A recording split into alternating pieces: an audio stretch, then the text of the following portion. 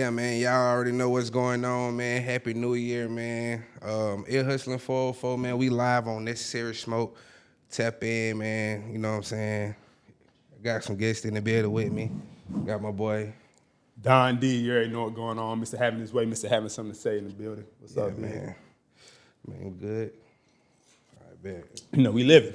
You got our guests in the building, man. You know, you can go ahead and introduce yourself. Let the people know who you are if they don't know. Wow, this Tarrence Gangsta William, a.k.a. OG Giggity, a.k.a. Mr. Answer Right Back, a.k.a.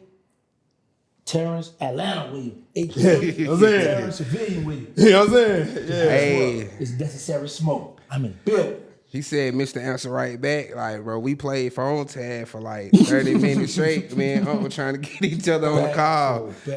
Back and forth, no cap, but he answered right back for sure. Nah. Appreciate you pulling up, man. How you feeling? You drove through that snow? Yeah. It was me and two more, my podcast partner, Crypto Jeezy, and his cousin. So we already had Google. We seen it was like a 12-hour drive, right? Mm-hmm. So I was like, you know what? I'm gonna take the first shift, because leaving out of Texas, you know, we not gonna have snow in this little range. So right. I took my little 4 hours. Then his cousin took over. Then once Crypto G took over, that's where we hit Atlanta and in Alabama and all that. So that's where all the snow, the ground mess. So he drive it all slow, spooked out, you know, because he don't want to mess up. For sure. Y'all ain't in like little small sedan or nothing, or y'all was in the truck. Oh, we in a big boy truck. Okay, cool. Yeah, I've been saying, did the right way. For sure. You gotta have something, and then you know when you come in Atlanta, how these hills and all you can't be no caught trying to. Yeah, we was in the truck. For sure. So even just for the the audience and stuff, just introduce who you are again, like where you from, all of that. Get real specific. Okay. My name is Tarrence Emmanuel Williams. That's my government. I was born and raised in New Orleans, Uptown, 17th Ward, Gertown. Then I moved from there to the Calio Project, then to the neighborhoods, then the Magnolia Project. Mm-hmm. But when a lot of people say, "Oh, you know gangsters? Who gangsters at the Magnolia?" So, but I wasn't born and raised in the Magnolia Project.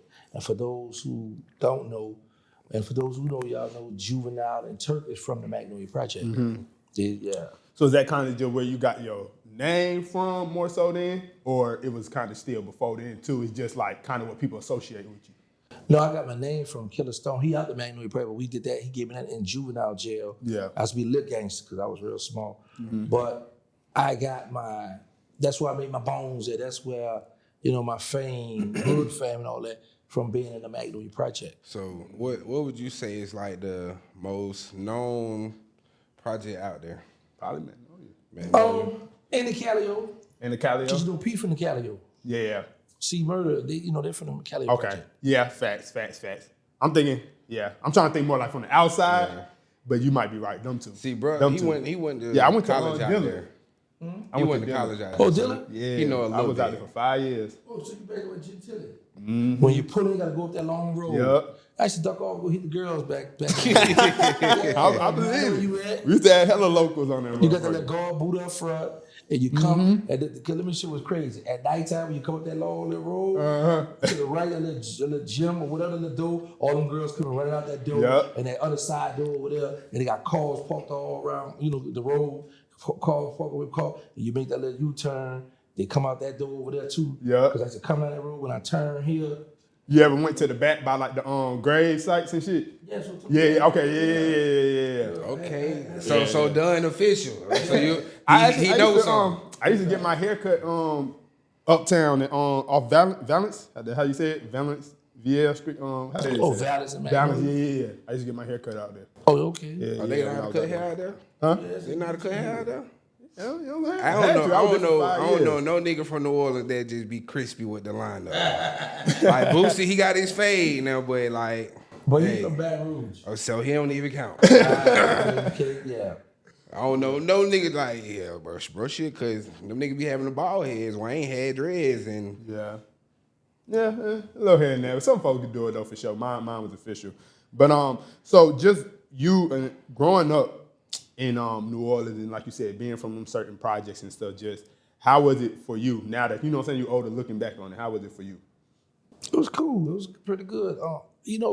we all, majority of us grew up, in the poverty, but our poverty, when you look back on it, is not how we see in other countries. So you would say to yourself, man, yeah, we grew up and we was poor, we ain't had this and this, but we had a roof over our head. Or we might have wore each other clothes or whatever the case. Moms kept that roof over our head, and then somebody in our neighborhood had food and clothes, had stuff. So it worked out versus the whole city or just your whole block, just dirt ball, Yeah. So, we grew up with the shooting and guns and all that kind of stuff, but that's to be expected. You know what I'm saying? So Facts. I love where I come from, my city, New Orleans. Like I say, my main thing be when I look back on stuff that my mother didn't give up. Some mothers just go to the drugs and leave Facts. the children to fend for themselves. Facts. Yeah. You know what I'm saying? So I be like, man, mama love kept us with a roof out here. Now we weren't able to get the clothes we want. Right. That's what led me to the streets. Streets. Yeah. You know what I'm Talk saying? about that. But she always made sure we had a roof over our head and a little food. No, for sure. Shout out to the moms that doing that for sure. Cause I know, like, growing up for me, like, I'm from Boulevard. Like, a lot of my partners, they mamas was still thugging and still in the streets, so they couldn't really be a mom to them niggas, so they ran to the streets too. Like, whereas me, like, my mama, she wasn't going. She used to be on my ass. She telling all the niggas on the block, like, you see him out here, boy, send his ass home, all shit like that. Like, 'cause she going to work. You Wait, know what's what the I'm saying? boulevard? Boulevard right here where who would say Boulevard famous for? Jeezy, like Yeah. Okay, but- so wait, which is it? Zone 6 or Stop 6? so It's zone called- six, Zone zone 6 six, is that's the the east east side. Boulevard, Atlanta. Boulevard is like it technically ain't no. Well, it is a zone. It's like zone 4, but it's technically niggas don't claim. Been like 2. Yeah, niggas don't claim. It's like a zone it's for just really It's just like a downtown. hood. Like Yeah. it's just Boulevard is a notorious hood in Atlanta. Known for getting money. Both finger, no thumb. all type of shit like that. But Boulevard stretch. It's a street. It stretch from right here on Punch all the way back up to the penitentiary. That shit go from. It's so many different hoods going through there. Bro, You good? nah, I know y'all good. I just noticed y'all got the name on y'all cups. Yeah. Oh yeah. Boy, y'all some bad Yeah, boys. yeah. Y'all some Yeah, bad man, boys. we all Good. about the branding, man. These new. Shout out to Sister Mia. She got my boy these for Christmas. Yeah. Shout out to Sil, man. You know what I'm saying? That was a clever move there. Shout out to Sil. She Trying to do she something for came show. through. I ain't never seen that, bro. He had on shot getting- for a minute. We getting hard. No cap. But yeah, So not even growing up. So you get your name and stuff like that. But I seen the interview you was talking about how your daddy had a lot of kids, right? And that's how really Birdman's your brother. So Slim is your brother too. Facts. But you didn't really like grow up with them because they older, but y'all also weren't in the same house. No, right? we stayed in the same house Okay, for like okay. 2 weeks when they were young. Okay. My father brought them there. But see, for the most part, for me, I've always been in jail, juvenile jail. Like I got locked Let's up talk in about 90, that. broke out in 91. Then going through state Hold time. on. Yeah, you can't just skip through that. You broke out. What the hell? Yeah, How I the- yeah. I don't know broke if out it's of safe to juvenile? talk about that, but how the hell that happened? Yeah, that's safe because I was Okay. juvenile. Okay, cool. yeah, I'm they- just making sure. Now you would hear stories where people be like, "Oh, they had the Mac 11, the AK-47, and they were shooting at the gun." That's cap. What happened was, juvenile, Baker, Louisiana. It's when you first come through the gate, there's an infirmary over here. They got like it's built like a little hospital too, because they got the little shed thing. You come like a little horseshoe. You got the little ambulance. pull up. Yeah. So to the right, it was like 2, 4, 6, 8 dormitories. And it's a road, and it had like Suburbans that would drive. So to at nighttime, the guard would call Jazz 9. Send everybody out. So it would be like maybe like, let's just say 200 prison inmates, 200 of juveniles. We in the middle of the street, 2 lines. So it would make us walk, but like if it ain't, sometimes they might do dorm by dorm. They might, like I was at Evergreen. Evergreen, get your people ready. So we'd come out, we'd jump in the truck or the back and all that. And he'll drive us up, but then sometimes they're like, let's get everybody. So we all in the middle of the street and we walk up there. So I had juvenile life. My best friend, he's deceased now, Toto, he had juvenile life. What's juvenile life like? Back then, it was like when you 12, 13 years old till you're 21. God Oh, damn. okay. You know what I'm saying? You ain't gonna get out till you're 21 years old. Y'all missing all the pussy, all the money, like. But no, hold up, but our juvenile was like this. If you stayed out of trouble while you was doing your time, you got a furlough. Okay, what's So that? on Fridays, The pass. right, you get to go home on Friday, come back on Sunday. Oh shit. Okay, it's like some real detention center type shit. It was because we had on the compound, we had a gym, we had a swimming pool, we had the free world weights. We had a high school, at an elementary school area, and it was like a little baby. Yeah, type shit. Yeah. So and we was not too far from Angola, so we here stay going, we going all day going. But anyway, so we was trying to break out. The first day we had heard, now I don't know how true this is, but you know how you take the Visine, you put in the people water, somebody supposed to knock them out or something. So because they had a woman working this particular night and had a guy, right? Yeah. So we was trying to do that, but then we was trying to knock her out with the Visine stuff, but with the man we supposed to take the mop ringer and hit him over the head and knock him out and take the keys. Yeah. But now the problem was, me and Toto was the youngest. So they wanted us to do it. I was like, I ain't doing it because that man died. Now I got to murder. You know what I'm saying? I'm stuck in jail with that one. So while we plotting this in a dome, they got some lights up ahead. We see some, what's going on front? Man, good thing we ain't trying to bust a move because the police already here. Yeah. So happened, some guys had broke out the hole and broke out that same night. We was plotting in the dome. So my co-defendant, he made a call to his little brother. And they said, man, I got my little brother gonna come up here. So the phone rang in the dome, and the deputy answered. And he called my co-defendant. When I say co-defendant, he was my co-defendant for my federal case, but we juveniles did. Yeah. So I don't want to really worth saying his name. He be with Birdman and now. So he said, man, the man said, your uncle just called up here. He set up a special visit. That was a code saying we be up there today. So he come to me, he come to Toto, told Jeepers, him, and there's a dude named Big Lou. Big Lou dead now, it was one of my partners, but we had fell out because we were that's another story. Yeah. So anyway, so while we here, he said, what's up, bro? You gonna break up? I said, man, I don't know, man, because I don't got nowhere to go. Because I'm young, right? So I'm like, man, I said, man, I can't go, but my mom gonna be mad. She gonna be like, what the hell you doing here? Yeah. Exactly. So he said, man, I'm gonna have somewhere for you to sleep. So I was like, all right. So the day when we go, right, we go up front. So we sitting down waiting for the people to call us in to get our medicine. Yeah. So, but you can see the highway, you can see the cars coming. So as the cars coming, they got the lights on. And he was like, there they go. I said, no, hold on, y'all sit down. Now, we gotta run like a good little, maybe like from here to across the street with that building, that's the front gate. Yeah. So there's a little shed right there where the guards sit at. So, and they got the fence, with the barbed wire, all that down the line, right? So as we sitting down, I'm scoping it out. So they kept going, they come back around. When they come back around, they got the lights on again. Mm-hmm. And we just jumped up and took our round toward the gate. Hey, shut the gate.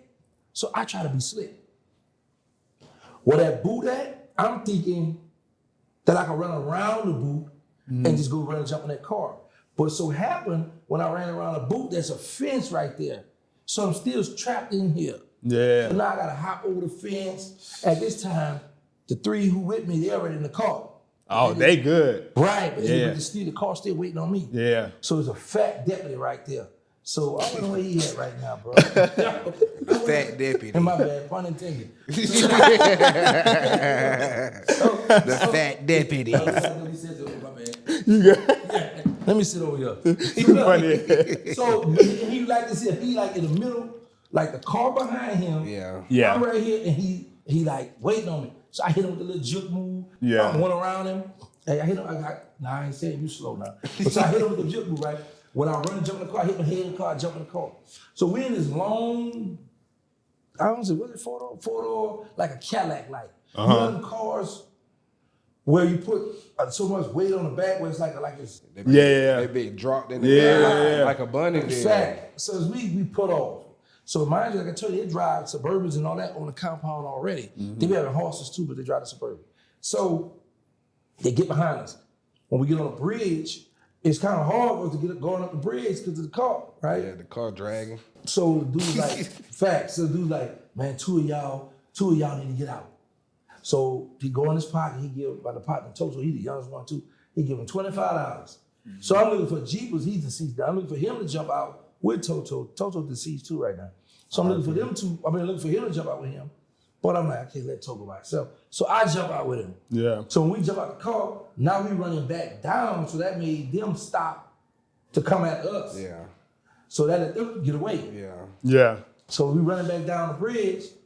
I'm like, want me to jump off now? He said, yeah. So we was like, like a second floor, how you hold on to something. Yeah. Jump down the bridge, boom. We ran in the neighborhood. We had red t-shirts on. So we took our t-shirts off, hopped the fence. We hopped this other fence. They got a shed. And inside the shed, they had a hole inside the shed. So we get on the ladder, we go up there, the hole, and lay up in there. So mosquitoes tearing us up too. So I hit the deputy next in the yard like, they around you somewhere, I found their shirt. So I'm being quiet. So told like, hey, Leah. I'm like, man, be quiet. Because I'm like, if these people find us up here, I'm just going to swing on him. We're going to fight. Because you got us busted, man. Yeah. Chill out, right? Facts. But Toto can fight, though, because he's a boxer, though. But I'm going to fight him. Because, bro, right now, I got sentenced I got busted March 24, 1990. And them people gave me juvenile life, so I'm set to get out 97 somewhere. Yeah. What was the even reason that you was in juvenile? Oh, because I robbed, me and my co-defendant, George, we robbed these two dudes that was on our set, and they hadn't been around there. So we caught them around there, and look, they had a white low-rider truck with all that sound in there. And we were young. We You said 12 years old. Yeah, you know, I had to be like 13, 14, and George had to be about 14 or 15. But this is what we hung at, this is what we sold. We used to call them white boys back then. You know, you roll up the joints and singles. Yeah. So it was like, well, actually, we used to call them puffies, because back in the day, it was for $1. Then it went to $2. Yeah. So we would go score from this dude, we would go score a $20 bag, and then roll it up. Selling pre-rolls and Right. shit. You remember the lemonade box? Uh-huh. We used to put the weed in there, throw it on the ground, hide it, so, people come and get one. Baby, that's crazy. You can tell how time has changed. Because right now to this day, you not gonna smoke or roll blunt for certain people. Fact. Hell no. Back in the day, they used to do that. My uncle, he just passed RP. My aunt, man, George. RP. He used to tell me all the time, like, nigga, we used to just buy weed already rolled. Like, he like, cause I tell him like, I'm gonna roll my own weed. He like, man, like, I really used to buy my weed already rolled. That's a fact. Like, We used to go get the weed paper, put the weed, roll them up. Some of them be fat, some of them be skinny, and we're throwing that and put them down. And people put up, I got. Yeah. People let $2, here you go. They trusted us back. Nah, man, y'all got all kind of stuff. Yeah. I don't smoke, but the fact that they just too much. Yeah, you can't trust it. Can't trust it Yeah, now. man. Can't So, trust it. we would be on a little set, bro. We had like the blue mailbox right there. Police come through, we playing F the police, that NWA, right? Okay. So the police we had fresh Georgia. They just make us take all the shoes off, and I was going to support them, so they would take you. Grab all them shoes. They made me get everybody's shoes, and they had this abandoned house, right? They made me throw them in an abandoned house. So just imagine you got an abandoned house with a bunch of trash already in there. Yeah. It just, so when I throw these shoes in there, now shoes all over. It's scary. You gotta go in there and find. So they would make me do that. But, so we robbed them. And this is how we get caught. And this is in the newspaper too, because they had charges with, but they found out it wasn't us. I had some older homeboys. They had 2 white minivans in the project, in the Magnolia project. They had AK-47s with the clips taped on and all that. So Y'all the niggas. Mac-10 and the brown, Y'all niggas. yeah, and the Mac-10 and the brown paper bag. So they're hanging out. Now they beefing with the Calio project. Back to what project was famous. Yeah. The Calio project, these guys they beefing with, they got a truck. It's bulletproof, and they got the word homicide painted on the side. Yeah, that's like gangsta they was. Oh, So, shit. we hanging out with them for a little while. We like, come on, man, go on our set. Because this the project right here, but our set was in the neighborhood. Yeah. But we used to hang on Second and Daniel, so we go around there. When we hang around there, we see these 2 dudes sit on the porch. We're like, what they doing around here? They don't got no business. I don't care who your family member or whatever. You don't sell no drugs around here. Yeah. So my homie, I think he had I don't know, it was a 45 or a 9, but I had a fake Tech 9. So we go around the corner, we hop the field, we come up, get on. We made them both get on, right? And then, man, he smacked one across the head. That's how we got the aggravated assault. Yeah, we got 2 counts on robbery and 2 aggravated assault, because he hit him across the head with the real gun. Let him know we ain't playing. We got the little rock. They had a box with rocks, money, and we took their car keys, and they had a bunch of stuff. We jumped in their car. Young, when John arrived, we go to the Catio Project again. Go to the Catio, jump out, showing out. Then we go to the Melphamine Project. That's where the police put the pull us over. And the reason why, because it's going back to earlier, I told you how they had all them guns, well, they had a shootout earlier in the project. Oh, so they was looking for that van. 2 white vans, and we in a white pickup truck. Yeah. So they get behind us. So we speed now. We try to go back to the Magnolia Project. They chasing us now. One police car come up Jackson Avenue, and he come out like this, Simon Boulevard. We flying up this way, and the police car come right here and stop. And I'm looking at him driving, man, what you gonna do? You ain't gonna stop? No. And that police car back on the way. We shop out like, okay, let's go then. So we make it to the Magnolia Project. We jump out, take out running. We split up. And I beat the police too, bro. I think if I'd have kept going on, my life would be the same. So I stop, I go in this hallway, man. I was hiding in the hallway. Police searched the hallway, found me. He had a chrome revolver. He hit me. He hit me across the head, but he didn't hit me enough to crack no flesh. You know what I'm saying? So he just gave you a little love. They're like, boy, don't be hiding, don't play with me. Yeah, I got you, little butt. So he handcuffed me, right? Well, I don't remember. I know he walking me to the car. And it so happened, my partner, George, they got him. I was like, how they call George? So we put us in the car.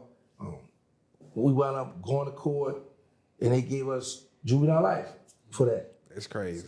So now this is 90, so 91 come around. But here's the thing. It's Baker, Louisiana. I always thought it was Baton Rouge, but it's Baker, Louisiana. There was so many people from New Orleans on that compound to where we would gang fight against each other. Yeah. So the 9th ward is the biggest ward in New Orleans. I'm from the 3rd ward, the 2nd biggest ward. So my ward and the 10th ward, we would click up to fight the 9th ward. So now the problem is this. Say all us doing our time in juvenile. And y'all on y'all best behavior because y'all want to go home on furlough. Yeah. But we all homeboys, and these people trying to well, not these people, the other, you know. Yeah. They on bullshit shit. Right. So they ain't trying to go home. They thugging. And bro, this is the thing we had up there. Anybody who went to juvenile around my time, they gonna know what I'm talking about. Like, man, you could get into an argument in the dome, and we be like, all right, every day we went to school. So we had this thing where talk that talk, let me see you walk that walk. Yeah. The walk was a long shed thing, right? At the school area. That's where we used to line up for school, your dormitories. But it's a long walk. And just imagine like a busy street, people walking back and forth to go to the stores and like on a, you know. So as we walking on this walk, you get stole off on. So if you didn't know how to fight, you learned how to fight in juvenile. Right. So it was like, okay, talk that talk, see you walk that walk. So if you walk that walk, you gonna gang fight, you gonna rumble, you gonna knock out, right. Beat up. Something happened on that walk every day. So we would fight that night walk. So it's a big gang fight. People all over just running and fighting. So I remember going to my unit team. Every 90 days you go to unit team. Because I started out on max because I had a violent charge on robbery. So now we there. My first 3 months I went, I went to medium. And then my next 3 months she said, I'm gonna give you minimum and just stay out of trouble. I was like, yes, ma'am. You talking about how you broke out, right? So how many times have you been incarcerated overall? Man. Or time-wise, how long have you been incarcerated, time-wise? So let me show y'all something. This is why I'm so excited to this day. January the 3rd made me be home 3 years, right? Mm-hmm. 3 years I've been home since I got out the Fed. That's the longest I've been home. Consistently. Since I started going in 1990, going to jail. Let me show y'all something. I told you I went in 1990. Yeah. September 91, I broke out. Now stay with me. That's a year and 6 months. Mm-hmm. September, October, November, December. January, I get caught in the Catio Project. Me and my best friend Hank we're in a crackhead car, we call it rock rentals. Yeah, rock rimmer. Right, you get a rock for the car, like a rental car, right? Yeah. You know, rock for, so police come over there messing with us. We got crack in the car with us. They bust us. We go to jail. I give a fake name, Richard Broomfield. Yeah. So this is, bro, man, I can't make this up, bro. I always tell people my life is a movie, man, because as we in court, I'm sitting where you at, my best friend Hank, I think he's sitting here, I know his mother and auntie in there with us. Yeah. So to the judge, it looked like my mother and his mother. So she said, Henry Warren, that's Hank's name. I'm gonna detain you to your court date, blah, blah, blah. I said, oh man, she gonna keep me too. Now mind you, I got juvenile life right now. Yeah. Right. But I'm here now, I broke out, I got caught 4 months later, September, October, November, December, January. 4 months later, With the crack. right, in the crackhead car. So I'm in this lady courtroom. Richard Broomfield, I said, yes ma'am. What kind of grades you making? I say C's and D's. She said, well, you gonna be making A's and B's because I'm gonna put you on house arrest till you at the court. I said, look at here. So they got up to leave. When they left out, I said, man, them people not gonna release me because I think I need his mother to sign me out or something. Yeah. So his mother and them leave, they said, hold on, we can wait for Tarrence because she just released Tarrence. So they came back in there and the people just let me go. They gave his mother, gave me $1, got on the bus and made it back to the project. Right. So that's January now. February come around. I'm in the house with this tall, fine chick, we laying up. So her sister come around and called her name, Tamara, better come get this baby. Now mind you, we juveniles. Yeah. She laying in the bed telling me about me and her being in a relationship, us being together. Girl, I got juvenile life. I'm out on the run. I got to enjoy life. I can't be your man. We too young for that. Right. I said, not even thinking about it. I said, you know what? Come on, let's go. So back in the day, we did a VCR tape, the little porno VCR tape. Mm-hmm. I have a VCR tape.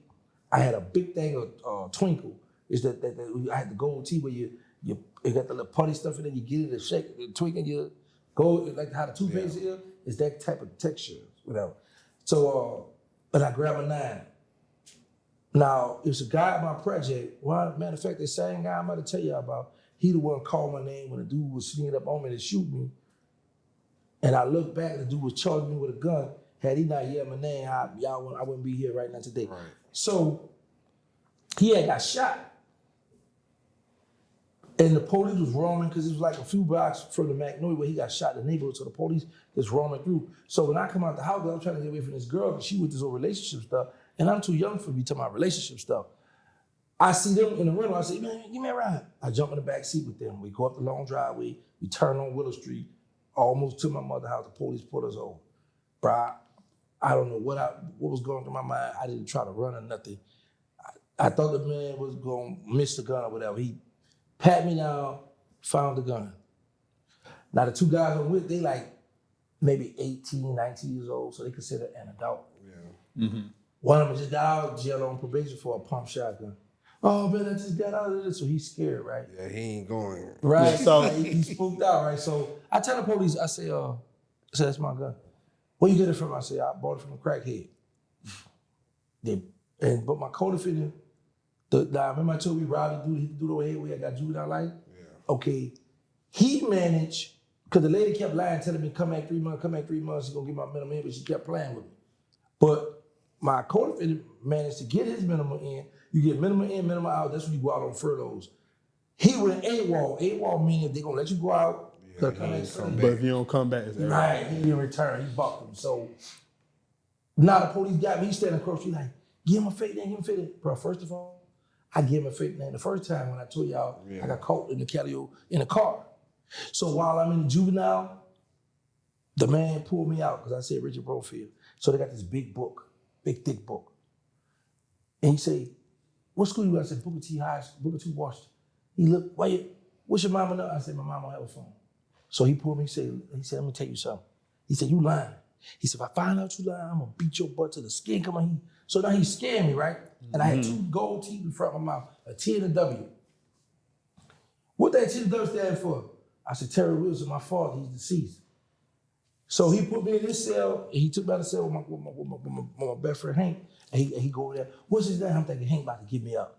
Hank he told you his name. Hank stuck to the plan. So now the man said, I'm gonna take your fingerprints. Since you call your brother don't have a phone number, it's gonna come back about a week or two, and if I find out you lie, so now they bring us to juvenile jail, to the little jail. They give us a phone call. So I called my best friend, sister house, because I'm trying to tell him to tell a crackhead to come to court for me. Yeah. Because I need some help now. That ain't work. So now I'll bring y'all back up to speed that February for the gun. He over across and tell me, give a fake, bro, I can't. First of all, I can't go back to juvenile now. Because last month is when that man already said gonna beat me. Right. So I give a fake date of birth, and they brought me to the adult jail. So now I'm in adult jail, I'm hanging out, I got the gun charge. 8 months later, they find out I'm a juvenile, send me back to juvenile. So mind you, from February to October. You in adult jail. Right. Well, no. Yes, to October in adult jail. Then they come pick me up in September. Bring me to the juvenile jail.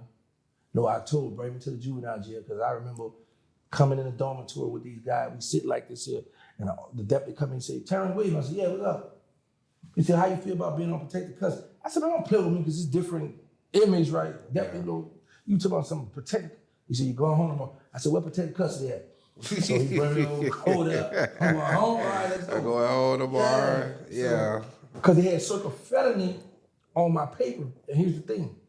If you got juvenile time, and if you go AWOL or break out, and you 17, 18 years old, if they try you as an adult and you get probation or parole, now you consider an adult, you can't come back on juvenile compound. Right. So by me having probation, because I pledged to the probation for the gun, they circle felony. So I go to juvenile. Juvenile, oh no, you're an adult now, he got probation, now he gotta go. That's why they released me, right? A month, like, I want to say like a week, almost a month, maybe. My probation officer called me to come in. And they rushed me. He said, man, we gotta bring you back to juvenile. I said, what you talking about, man? I'm on adult probation. He said, nah, man, they made a mistake. That gun charge you had, that wasn't a felony, that was a misdemeanor. You gotta go back. Oh, man, y'all about to send me back to juvenile jail, bro. Yeah. They did that. That's crazy. Let's switch gears. That's crazy. That's hell.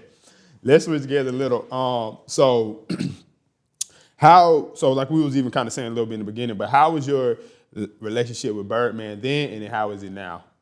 Like being in and out of jail to now, like how was it? Back then I looked up to him. That was like my hero, seeing him coming through the goals. Back then they had the Tarrence station wagon, the Tarrence full car with the white inside, all white inside. You know, they coming through. He kept bad bras. So I'm like, man, Big Bro be looking good. Girls sweating him, man, coming through with a lot of money. So I looked up to him, love him. I was even in the feds, like half of my minute, I gotta call him. Yeah. So we had a very good relationship where I was locked up. You know what I'm saying? He might be like, man, call. Like, man, you called all them H words, man, call me, man. So we like, I call him and we talk about the industry, we talk about different ideas. We had a real good relationship. My whole bid, bro, him and Slim took care of me. 6 months. I was a U.S. People Query. I went to the whole under investigate for drugs. So when I went to the whole under investigate for drugs, he got mad, cut me off. He told my mother, he said, if he in a hole for drugs, then I can't deal with him no more. I understood it because it's like, bro, we was under investigation for drugs, my name on your paper, everything. We sending you money and you still in there doing wrong? Yeah. Man, I ain't messing with you, man. So I understood that, right? But right after I got the Slim had the open heart surgery, I called, check on Slim. He told me, I said, nah, man, I don't got this new number. He gave me a new number, and I just called him. And I was like, man, I said, bro, you bailed. You don't know if I got set up or where I was at the event. He said, look, all that's over now. You out now. We back in contact. What's up? I said, man, send me some money. So it was outstanding. Took Kevin, love. Now, ain't nothing. Ain't no relationship. Nah. Do you think it changed because you got out, or if you? Because the Shanice allegations. You know, they standing on prison, they standing on. And if I ever catch Birdman, I'm trying to sit now, they're playing. You know, I come on to a different world, social media. Right. So, you know, with social media, it mixes it in. You know what I'm saying? And now, you know, back then, if a person did something, cooperated the government, told whatever, it stayed in the neighborhood. But with social media now, Everybody. Spread it. That's what I was telling one of my partners. We were talking like a couple weeks ago about that. Like back then, people could get away with a lot more stuff. Like you ain't gonna hear about the snitch allegations if you're not from that area or you're not tapped in with that specific person, artist, or whatever it may be. Because like the social media, like now, I don't know nothing. I ain't been to, you know what I'm saying, these hoods in Cali, but if a nigga from Cali was a snitch, like, I'm going to hear about it online, or I can read about it, I can go look it up, find it, and I know where to go because it's, you know what I'm saying, it's accessible to us now. So let's break down those allegations. So what specifically is the allegation they're accusing you of, but what actually happened versus what actually happened? Okay. I never once said that I got out of the Fed for just telling on the dead. Okay.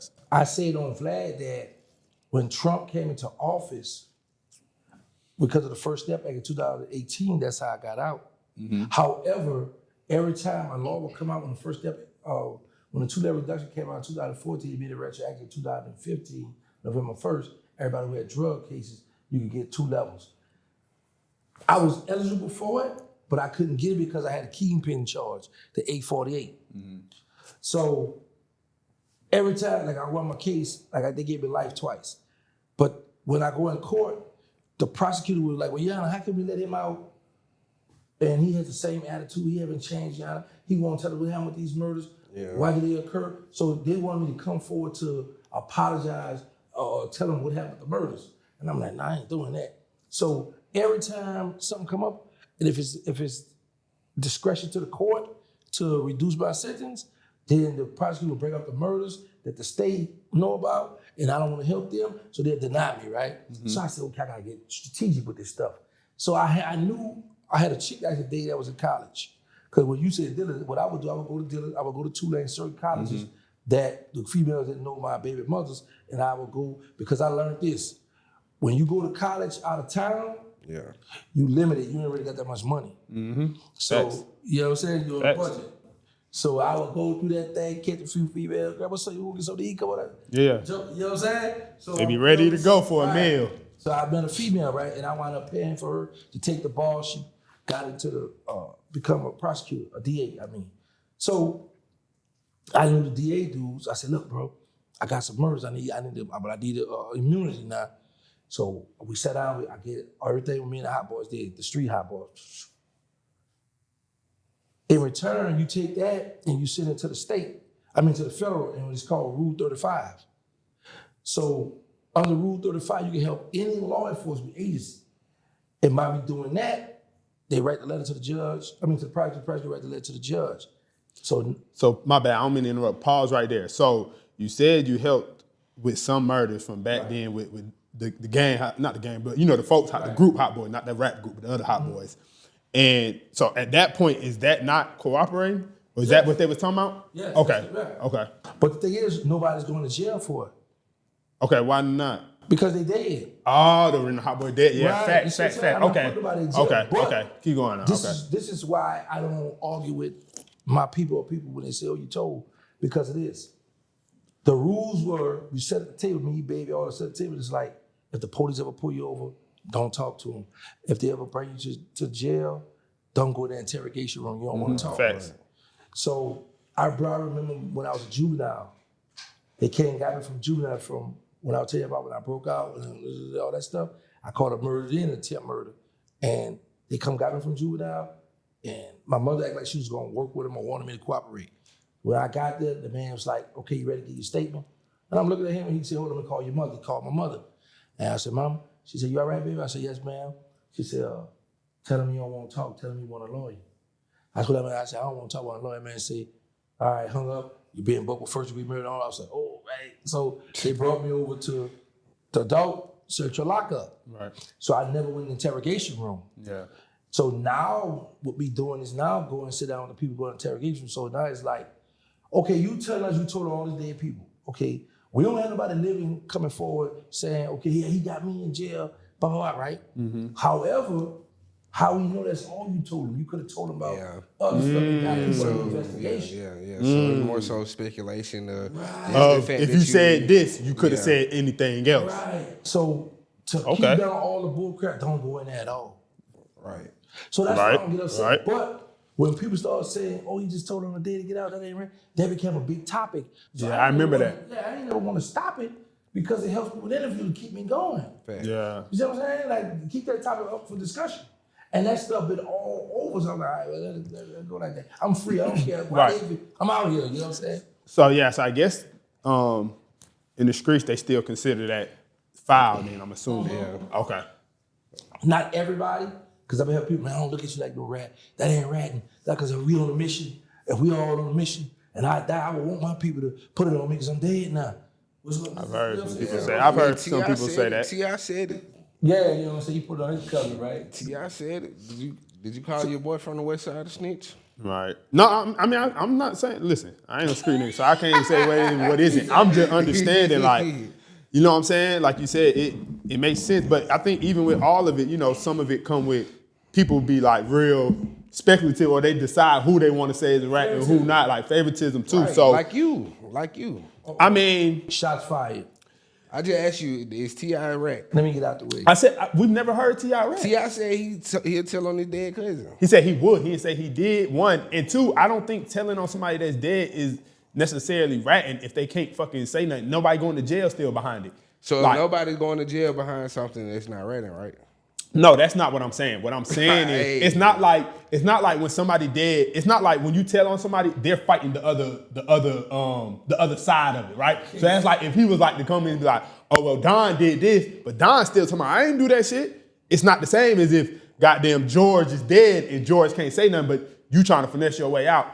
It is a little different, but I also understand folks still saying you shouldn't say shit at all. Right. But I'm saying What would you do if you was by in that your situation? standards, I would- if something do not hinder the other person, like if I went and told somebody something about you, but it's never going to go against you, you never get picked up for it, none of that.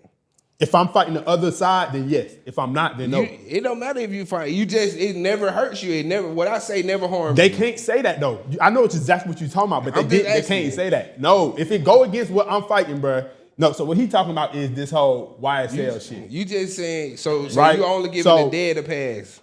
Yes, to an extent. But again, I ain't the fucking motherfucking street police, nigga. I don't know what, you know what I'm saying? Like, I ain't saying what is and what ain't. I just don't. I ain't saying what is, what ain't. All I say is when, as a know a man, nigga. you just stand Hey, on your morals. You take what I come know with a whatever. nigga for real.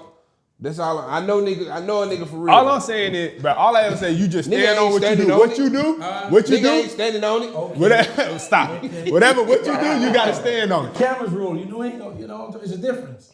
Now when the camera roll, Yeah, he might be fact, like, fact. Man, hell no, I'm Facts. standing on it. That's all I'm saying.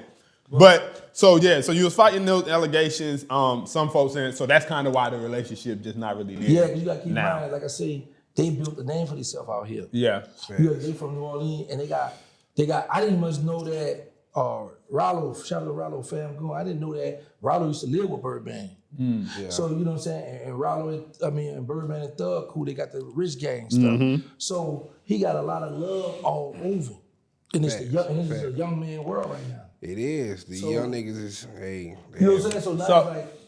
my bad, I didn't cut you off. I was gonna say, why do you think is even like snitching even matters so much in general to like Snitching black people always and stuff? mattered, but it's just social media that's dragging it. Yeah. You know Okay. what I'm saying? We always was taught, you know, even in the household.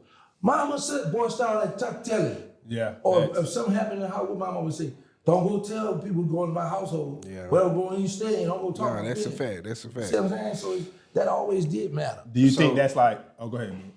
I would say, do you think that's like negatively affect our community in general? Like the whole no snitching thing. Do you think that has like a negative impact on us? Yeah. I mean, Both of it y'all, do. really?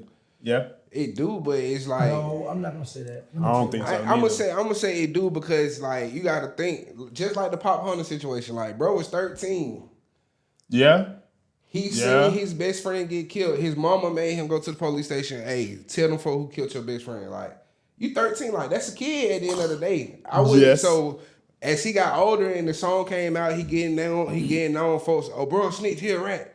But the nigga was 13, like, and he Yeah. seen a murder. Like that's some traumatic shit. Right. Like But you shouldn't be rapping how you rapping. But if he you did. That's all I'm never saying. was rapping about street shit. Pop Hunter, Corvette is not no street song. Oh, that's his song? Yeah, like he wasn't never on no okay. street shit. In that 13, he wasn't even rapping then. He Yeah. started rapping 17, 18, Corvette. He got the goddamn dance. Like he's not rapping about street shit. Okay, I didn't know. So it was like, you know what I'm saying? We gonna crucify a nigga who. Wait, is he from the Boulevard?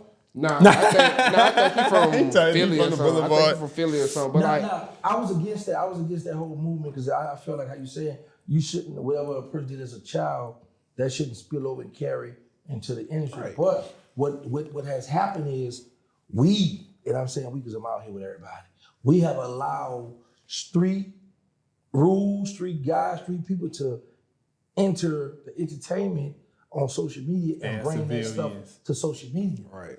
That's what we allow. Right. You know what I'm saying? So you got, and it's crazy because you got dudes be like, I'm a gangster, but you on social media. And then you criticize, man, you don't be talking about this, don't talk about that. Well, first of all, why you tuning in? Right. You know what I'm saying? Fact. So Yeah. this is entertainment. Yeah, I've always been against if a person was a juvenile, don't use what they did as a juvenile against them while they're an adult. Facts. You know what I'm saying? Because people change, you know, but if that's what they doing, you know, they was doing that to this other rapper. I didn't want to bring it up. I don't want to bring it up because I defended him as well. But yeah, that's just what happened. What were we talking about? Yeah, so no, you really just hit it on the thing. What you about to say? So basically, you know, with the allegations came, you know, folks wanted to interview you, folks want to get your side. So is that really what thirsted you into the YouTube interviewing? Like No. What happened was that came later about the telling on the day. That kept me going. But the beginning was the Cash Money, the Hot Boy story. Yeah. In general. Vlad picked up on. We had reached out to a few people, and Vlad was the first one to bite. How you feel about Vlad? Like, you know, a lot of people like to say, bro, culture vulture. You know, you done been around him and had conversations. You know, I'm sure y'all talk on a personal level. Like, how you feel about that? The same way I'm sitting down here with y'all, same way, because this is what I look at. When they say he a culture vulture, you gotta look at the people he have interviewed. So if you feel like that, then we wouldn't go. Because the only way that's gonna work, we got to go and entertain him, right? Yeah. On and off the camera, respectful. And this is what I understand when people be like, man, he asking police questions, he be doing his police stuff, da da da. First of all, we go to YouTube for entertainment. Yeah. He's gonna ask the questions that we be wanting to know. Yeah. But it's up to the person who's being questioned to answer it. We seen what Pee Wee Longway do on there. Yeah. Don't say nothing. I'm a good guy, man. I'm a school guy. Yeah, man. yeah. Right. You know what I'm saying? So it's up to him to say, nah, I won't answer that, I don't want to talk about that, right? Yeah. Afterwards, after we interview, me and Vlad go get something to eat. So we sitting and talking, and I just see a man who they found the lane, and because of his skin color, he winning. Right. Right. You know what I'm saying? I mean, look at Wallow and Gilly. This what I believe is because you got a person that have a different color paint job from us, right? Right. And that he's successful, and majority of the people that is on his platform are people that's our color, skin complexion. Yeah. And it's going crazy, but they look at it like, man, but it's a we'll say a white man, but he a Jew. Or, you know, it'd be like, oh, it's this color skin behind it. So man, he a culture, but he do this and this. But the crazy part about it is, if you look at social media, it's black on blacks that's tearing each other down. So For the most part. So for the part, ain't the most. That's what it is. Black. Let me show He you do, something. cause like Wendy Williams, she'll destroy niggas when she was on her. Shannon Sharp. Okay, but so do TMZ, so do goddamn all these other white platforms too. I don't feel like Us Shannon Weekly. tear people down though. Like, Us Weekly, like we can't just make it seem like it's just dumb. Messy. A lot of folks say That's Shannon in fact, messy. but he giving us what we want to hear. Like, think about But this here. go ahead. Cat Williams had the most biggest viewed interview On YouTube. ever. You know what I'm saying? Yeah. But it was all mess, all gossip.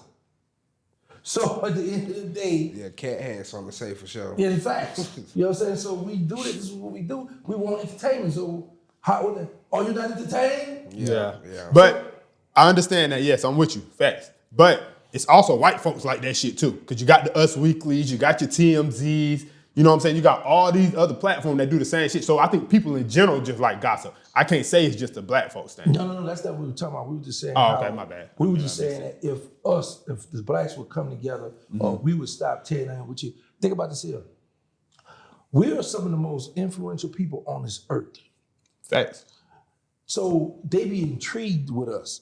If you notice, like, white people, they will go do certain documentaries, but you know they like to do black documentaries. Yeah. They like to do black stuff. They like to do a lot of stuff. And especially like on the YouTube, you see all those like documentaries about some New Orleans shit or some Chicago shit. Yeah, you know what I'm voice saying? talking back, it'd be white folks. Yeah, it's a fact. You know what I'm saying? Like, actually, when I did my swamp story, we was out here in Atlanta when we did it. You know what I'm saying? So white guys. So it's like You said what story? the swamp story. The swamp story? Swamp Story? Yeah. Oh, actually, I did it in, what's that thug hood? Cleveland Avenue? Cleveland. Yep. Yeah. So anyway, it's we are the ones we have a big voice. But the problem is this, and this is what we blacks we do. We be quick to want to jump on everybody's platform, but we don't worry about our own platform. And by us not building our own platform, then we're going to tell them, well, the white man. But we always patronize their business. I agree, facts. Now that I agree with, because if we didn't want to keep fucking with them, we just would stop going and go to everybody. Because at this point now, it's a lot of black platforms. So you would stop going to those certain ones. But like you said, I think it's like, especially with the younger rappers and stuff, they see like older rappers and people go on there and be getting these certain numbers and, you know what I'm saying, looks and shit from being on them platforms. They're like, oh, let's do this route. But you're right. Yeah, you're right. We got to build our own. And I always say YouTube has become the new TV. So you want entertainment, bro. Yeah, niggas definitely on that YouTube That's all the new day TV, driving, when they working Trump out. drive everybody longer than YouTube. I got so many people. That's why we started with our podcast at 2 a.m. in the morning. Yeah. Because it's struggle, man. You get me through, man. Oh, yeah. Okay, well, I'm going to start. I be wanting to do some late night pods sometimes, but I want to, We don't know. He talking about we don't know.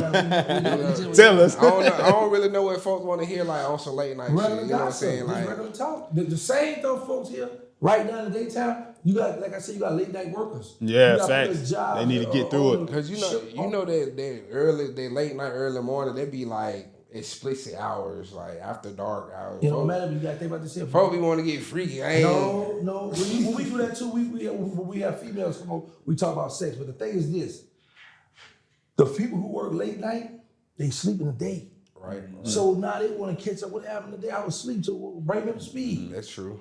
Yeah, it's all this because we do it. That's why I know because I do it. And people be, man, thank you, man, you got me through, I appreciate that OG, Yeah, So now you in this YouTube game, like how you feeling about it? You've been, out of prison for 3 years now, and you jumped into another lane that's like, I wouldn't say like new to, but it's new to you, basically. yeah, like, facts. So how you feel like being in that?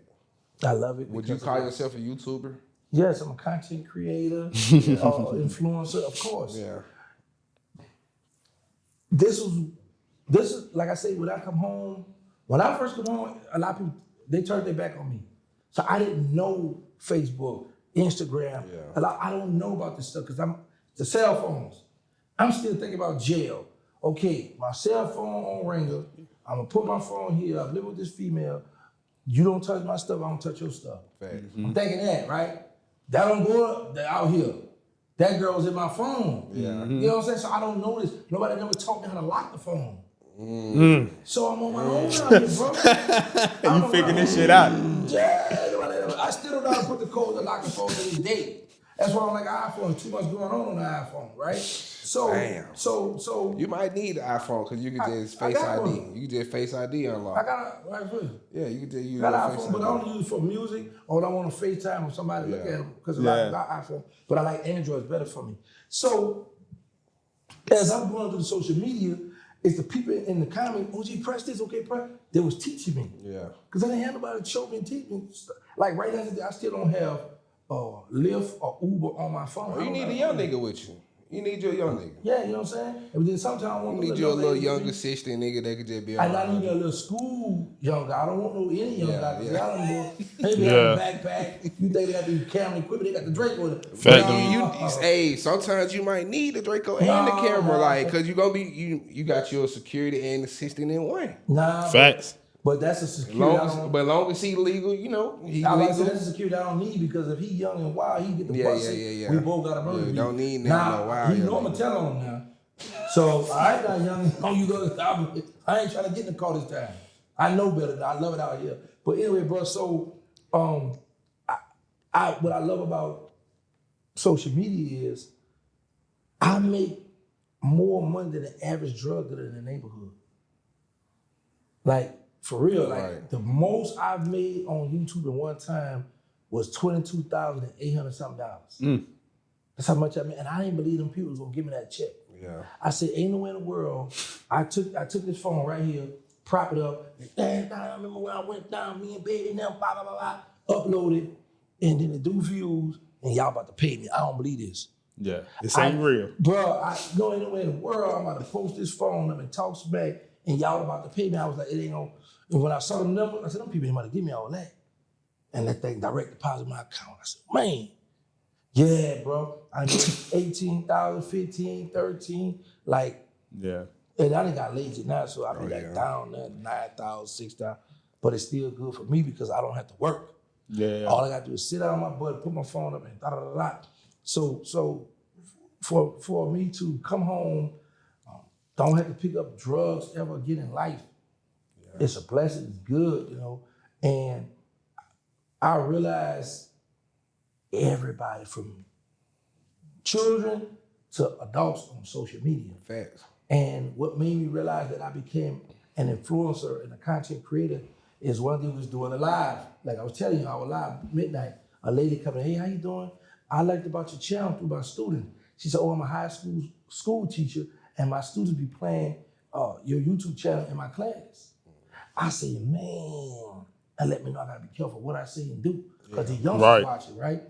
Then when you go into your YouTube studio, press audience, and it's gonna tell you the age people that's following you. So I got people from 65 plus following me.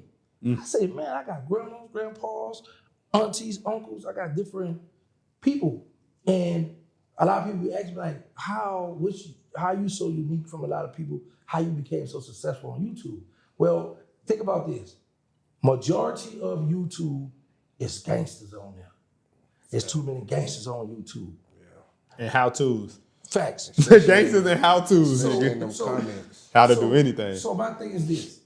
If you a gangster, he a gangster. I'm a gangster. I don't want to come to YouTube and listen to you tell me how you would spin the bin or how you would tote the Draco. I know how I'm going to spin the bin. I know how I'm going to tote the Draco. Or I know how I'm going to break this joint. I don't want to hear that. Yeah. I want to go to YouTube and find out you a gangster. How did you become a street legend, a gangster? How did you break? Yeah. How did that pressure bust your pipes? That's what I want to know. Because as far as I'm concerned, I never been facing a life sentence. I never been facing a death pen. I never been facing all this. So I'm standing 10 toes down. I'm a gangster. I ain't talking. I ain't ratting. I ain't snitching. I ain't telling. What happened to you? So when I come to social media, by me being a street stepper for real, I'm like, okay, I don't need to do that on here. But now I like to have the internet beef. You know, I got internet ops, so I step hard on the internet. Fair. But around in the streets, I done gave that up. Yeah. But I realize people, YouTube is a family place. So you got children from all ages side that talk YouTube definitely. You know what I'm saying? You got a lot. It's a variety of shit on there. Yes, man. YouTube definitely. Once you get to going too crazy, they'll let you know. Hey, pump your brakes, right? You know what I'm saying? So when I start seeing that, I start saying, okay, you got different people that tune in for this, different people tune in for that. Okay, I'm gonna go this route because there's too many killers and gangsters over here. I'm gonna go over here and I'm gonna give my message to these youngsters. Do you think you got like an audience of like supporters that support you? Mm-hmm. Have you ever thought about doing like the Patreon, like some subscription based shit? When I first come out, I started a Patreon. Okay. But here's the thing with that, and I'm not knocking nobody that does Patreon. I just felt bad because I was like, on one hand, I'm over here telling my story for free. But then over here, I'm gonna charge you over here for it. Right, but I think that's when they come up to like people be like, I'm gonna say certain shit here and make then it come over extra here. shit for the, you know what I'm saying? Or maybe if it's rather, Right. sound like when you tell stories, you already detailed as hell. But you know what I'm saying? Like some certain shit you ain't gonna get on the free shit Right. just to You gotta support pay me. And for for, it, right? yeah.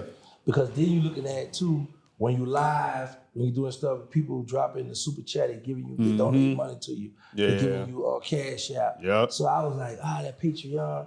And you got a lot of big guys I see that does the Patreon. Yeah. I just was like, because I had it. Yeah. I was like, I ain't had time for that. I don't want to do that. Yeah. I'm It's some extra work for sure. Yeah, it does take work. Yeah, but I was like, you got to upload it, and the people who paying every month, they want their story. yeah, facts. You know what I'm saying? On time. Big facts. I think I I might ain't start a mad at Patreon. I don't know. Now, see, this is the thing too. Then you got to look at when you got members, the subscription, the subscribe, which is the people who pay on your regular YouTube channel. Okay. So it's like you might got somebody paying $9 a month. Oh, okay. So- Yeah. so For the it's like- YouTube and for what you're already doing Right, anyway. you know what I'm saying? So Yeah. what I do, when I do my video, I'm gonna put it out for members only first. Yeah. And then everybody else will get Right, it. so that's like my Patreon right here. Yeah. You know what I'm saying? But if everybody different, so that's why I say I ain't knocking. But and like I said, maybe because I didn't have a lot of help. Yeah, it was You know what I'm saying? So everybody was like, say, Brian, so everybody was against me. It's me and Miles rocking and my children. I know a few here and there, but for the most part, maybe if I had a solid team, I'd be okay, you run that. Then you can't really trust people because You know, we do a little. Man, we a team. We can put something together if you need us. You know? you just said we do a little what is a little No, we do a little business. We do a little business. Yeah. Talk to me. You know what I'm saying? We do a little management. We can, you know what I'm saying, run some stuff, you know, help you set some accounts up, manage it, and, you know, we do stuff now. Now you see see what he just said? That's what I'm traumatized about. What? Let me tell you what happened. Let me give y'all the story. Y'all ready? Yeah. Charleston said the same thing. He like, shit, man, I tried that with my partner. Listen, goddamn. let me tell y'all, this is a true story. You know. When I was in jail, I wanted a YouTube channel. So this dude I reached out and said, hey, bro, I want a YouTube channel. Man, in fact, they live out here in Atlanta right now to this day. Wow. But so he was like, well, bro, you can have a YouTube channel in jail because you're going to need to be on it every day. You're going to be able to run it, right? So I was like, man, he just want me to keep getting on my story. When I get out, bro, I want a YouTube channel. Shout out to Sean. Sean, I got you, Sean. But Sean was taking too long. I couldn't wait. So Sean was fixing my YouTube channel for me. Then the dude out West Coast, he got right on it. So I meet this female. Start kicking with her. She started looking into stuff for me. Okay, let me check this out. She go to the ad scene. She say, who credit cards there? I don't know. They ain't mine. Why? Damn. Oh, That's where the money going. that's where the money going. And my first YouTube check was $2,500. My second one was $5,500. It was showing 8,000, but they had split it because how I had got monetized and how the month was, right? Yeah. So I hit the dude. I said, hey, why you called over in this part, man? I'm just going what she telling me. I'm related. He like, oh, man, my bad. My daughter, first he said he wanted to watch a movie or something. I'm like, you was watching the movie, so he said, I put my information. I said, you watching the movie? You got to watch the movie on my thing. Don't you got your own channel? And he was like, yeah, but then he, man, oh, my bad, my daughter did something. He told me 3 different stories. I still got the text message in my other phone, right? So now that I know about accent, ain't no movie right there. Right. Yeah, at all. So he was about to stick me for my paper. Facts. But so happened the female, females are nosy anyway. Yeah. So she browsed through stuff and she caught it for me, right? True story right here. OG Percy, I don't know if y'all familiar with him. Charles White always attacking him. Yeah. Right, yeah. I go with him, we had a little run in, me and him were beefing online, and then we hooked up. I said, let me see something. Because he had a name for himself too, right? I'm like, he should be eating like I'm eating. So I go in his thing. I said, who called this right here? He said, I don't know. Somebody was trying to steal his money. Damn. So I said this here. A lot of people will start out with good intentions, but a lot of you got some people that be like, if they know you illiterate to certain stuff, they'll take advantage. Try to take advantage of it. You know what I'm saying? That's why I keep my circle small. Definitely. So with all that being said, I love to do business, but I just don't trust people with certain stuff that's gonna be able to touch the money. Cause I'm my own money manager. Yeah. I'm my own accountant. I like to touch the money, count the money. I can count real good. Right. I can count better than I can read. So I can count the money. You know, Right. a lot of y'all old heads be saying that. I be believing it too. I know. I'm telling you, I can count better than I can read. That's what I'm trying to I tell be you. believing, especially y'all ones that was in the streets heavy Man, back I then, love because that it's money. like I'm counting that money. I want to ask. nigga wasn't gonna let that money be shot. Oh God, yeah. No. I want to ask this one question before we get like to some topics and shit. But what, for those who don't know, right? Because I kind of found this out when I was going to school and stuff out there. But like, who was the Hot Boys? Like, who was the real Hot Boys? Donnie, Sterling, Mosquito, they deceased. My best friend Hank. And it's a more people. I don't even want to call it now. I be feeling like I'm gonna give y'all no shout out. Nah, for sure. For sure. But how it become four because we were the ones that stuck together every day, hung out. Like you know. So you were included. My bad. You were Basically- included in the Hot basically Boys the too. ones Okay. that Okay. started Cool. Cool. Right. Cool. So it's like the Boulevard. Mm-hmm. We all from there. We all getting money. It's notorious. It's neighborhood, Mm-hmm. right?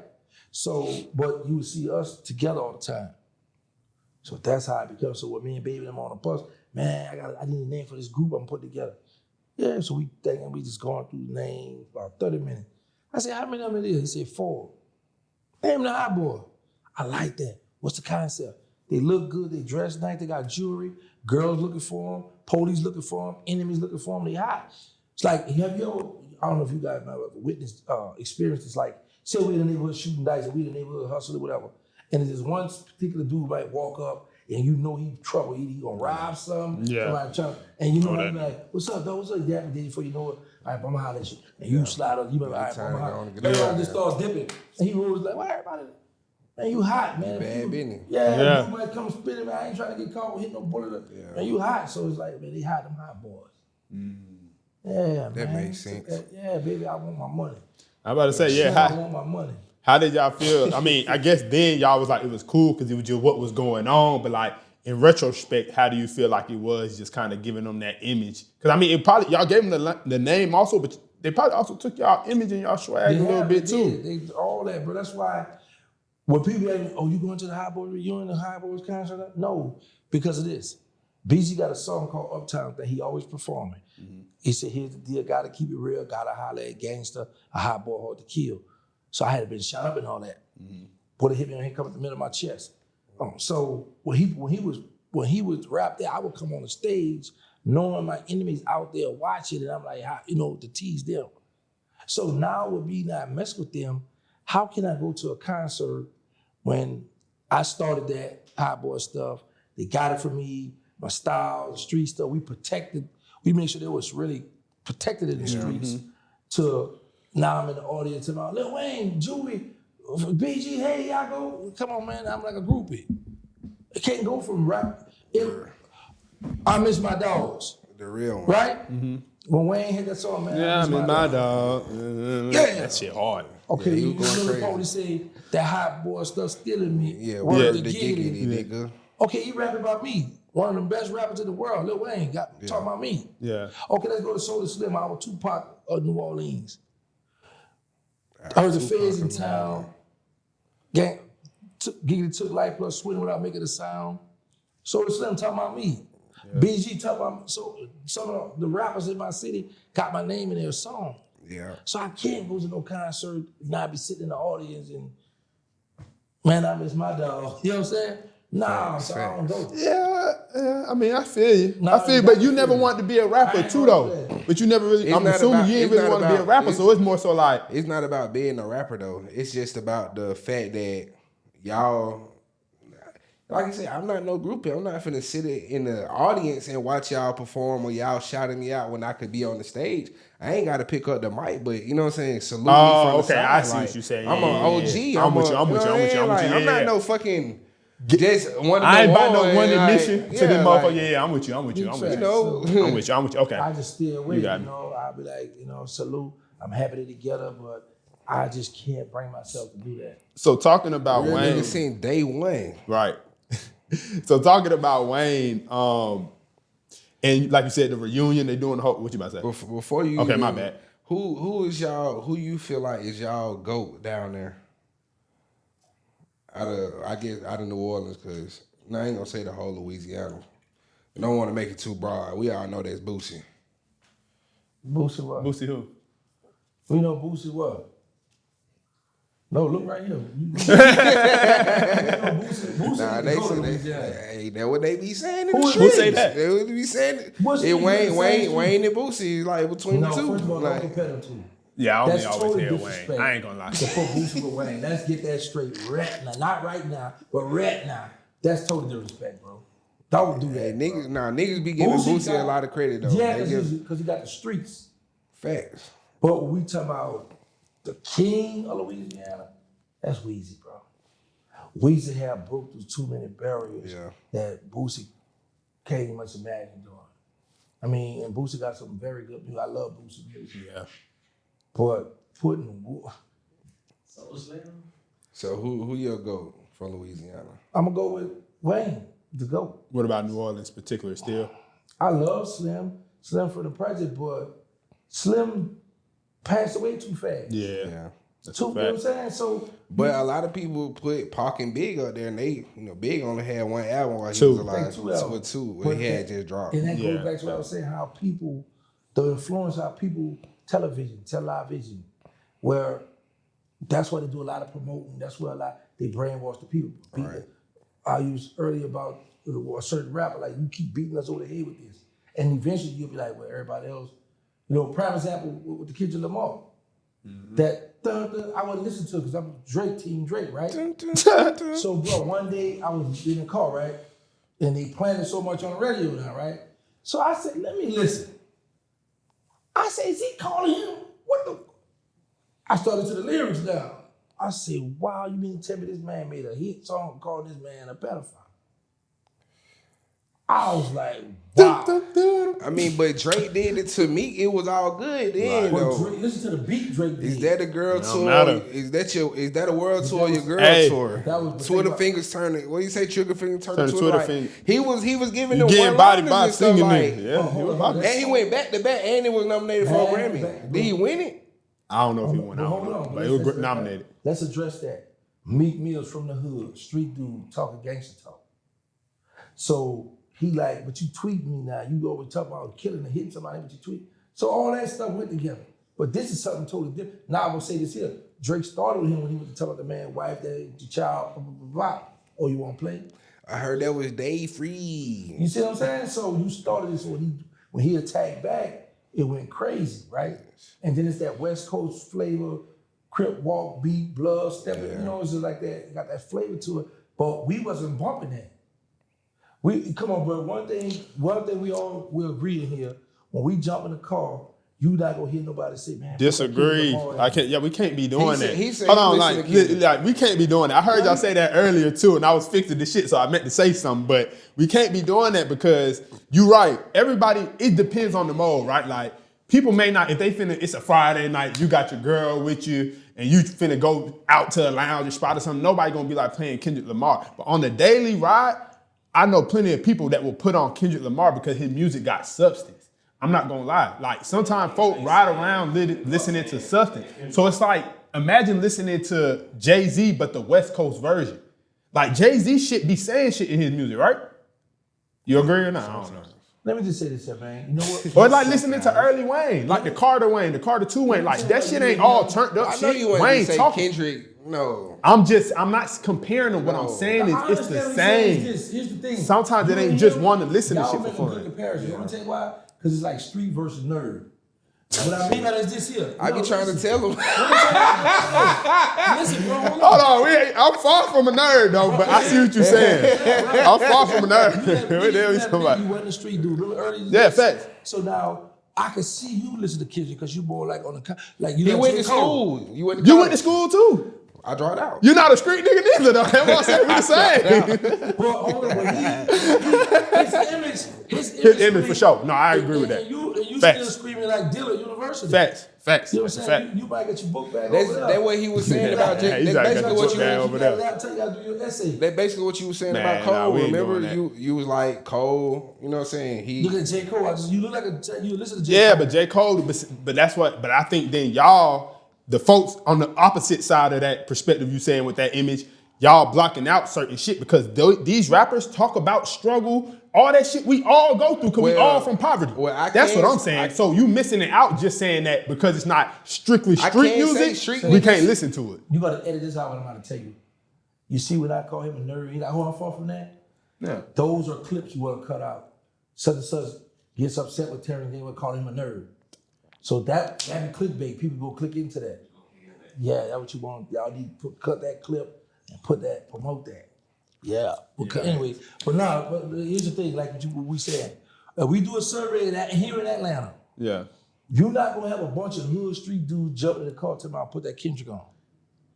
Right. No. Bruh, I can't say that, bro. I can't say street niggas. Say some that. street niggas do fuck with Cole more than they fuck with Kendrick. So I give you the nod on Cole. But Cole in the then, South. but then even then, No, that's it's what Kendrick. territorial. But now this new Fact. shit that Kendrick dropped, I know plenty of street niggas listening to this new shit because it's more of an up tempo bop. Where? But he's still talking to it. The Where? one he just Well, dropped, no, the no. Squabble Up. No, Man, I know no, a couple no. niggas. What you mean? You want me to say the niggas' names? Yeah, that's Okay. I don't really want to call niggas street niggas, but Miles listening to Squabble Up and all that Okay, shit. Tell you what, this is what we do. I know niggas who's literally actively in the street still playing But this shit. Miles a music producer. Well, no. This is what we But gotta Miles, do. what is he? Let's go hit the hood right now, Mm-hmm. and when people play it, we're gonna see if they got kids with them all bumping and they ready in the car. Niggas at least play Not Like Us. We could do a survey. Man, that's a radio song. Do an It don't matter. It's still nigga play Not Like Do Us an and Squabble Instagram Up. survey. Okay, we can do an Instagram survey. Don't put it on Bet, our we'll page. do it like that. At the end, we'll just But record a video. you That's even different. Let me hold tell on, you about but the Instagram survey because you have people from all over on Instagram versus if we go from neighborhood to neighborhood. Yeah, I that's don't true. believe we gonna hear. I agree. I'm not saying them folk relate to Kendrick more than any other rappers and shit like that. I'm just saying that I can't say though nobody will really say put on Kendrick, is what I'm saying. But I see the audience you talking about. You talking about them niggas ain't listening to him. See, you keep talking about just these can't 9 agree to with 5 ass niggas I'm when a they 9 get to off 5 their nigga. job. Shit. We talking about them niggas we posted agree on the with corner that. still. But we Niggas said- still Niggas kicking still doors posted and on the shit. corner, but niggas still riding and going on hit licks and shit. Them niggas Oh, not yeah, listening to no probably Kendrick. not. Probably not. You know what they Who listening the hottest to? artist in Atlanta? That's debatable. Wham. Probably Lil Baby or 21 Yeah, right now. Or Future. No, I can never forget right, Future. right now, Wham is he the hottest thing smoking. Right now, he just dropped. You know, he got. But he Future got it right Thug too. Like we got 4. Like Future Thug, 21, and Baby. And as far as the young niggas, you know, you got Baby Kill, Baby Drill, you know, all the babies. They drill all the rappers for real. Lils. Right. Yeah. But I do want to say that before we move on. So if a nigga not a street nigga, is he a nerd? Why you still stuck on that? No, Not because I necess- think that's a good that- topic. 'cause If a he- nigga not a you know- street nigga, is he a nerd? He got an image to protect. I don't have no image to protect. It's just a good point you brought up. So if a nigga not a street nigga, is he a nerd? Or is it anywhere in between? No. If you're not street, okay, hold up. If you're not street, then what are you? I would say you could be Cool, real. you- laid back. Yeah. Like, cool cause- ass cause I'm a nigga. civilian. Okay, cool. Just a cool laid back I would nigga say though. I'm just asking. you can be a real nigga and not be a street nigga. I want him to answer. Let me hear him answer. Okay, this is the thing. Now, nerd part come in Uh-huh. is if you one of them guys who ain't listen to none of that stuff we talking about, and you into your, like you might be a nerd into the computer. You gotta figure out, like, man, my stuff broke. Man, bring this to old homie. Let's go bring it over to such and such. He gotta fix all that old computer. Yeah. You see what I'm saying? That type of stuff. So, Why you laughing? yeah, bro. See, he's tired of yo. But so, but Go nah, ahead. see, No, let him keep going. This way I want done to understand. you see what I'm Like, saying? So, Let's keep going. So if something go wrong, if I need my camera set up, I'm gonna go holler at you. Yeah. Whereas if I he come, laughing because he thought you was the camera. That's guy. exactly why he laughing. yeah, see what I'm saying? So I thought that. There you go, right there. But I'm not- So now, look, now if I smoke weed or something, I'm gonna hit you with a grand, because you giving me thug hoodies, yeah. like you. So it's right the image. It's the image. Okay. like, I ain't mad at and look, it. I know this. This ain't the first time I'm hearing it, so I understand. Even though you got the bush, like you giving off like a thuggish look, it's still like You know how they say you don't judge the book by the cover? Yeah. Niggas still do it. Yeah, I'm doing it. You know, we still do that. You know what I'm saying? Because it's like, I put it like this here. If I had a book bag where I had something valuable and I saw y'all two, and it's one of y'all, I gotta get it. I'm gonna come to this, but you watch it for me. He a little more trustworthy. Yeah, That's so hell, but that's funny, bro. But that's basically right. Because if we was walking down the street, like, you know, just say we that's don't crazy, even know but each yeah, other, I'm with you. and we was walking down the street, and you had to pick one of us to trust with. You know what I'm saying? Like, hey, bro, I need your help. Yeah, like I need your help, bro. Like, yeah, I got you gonna, man, he gone. Yeah. I like I'm finna finesse. Yeah.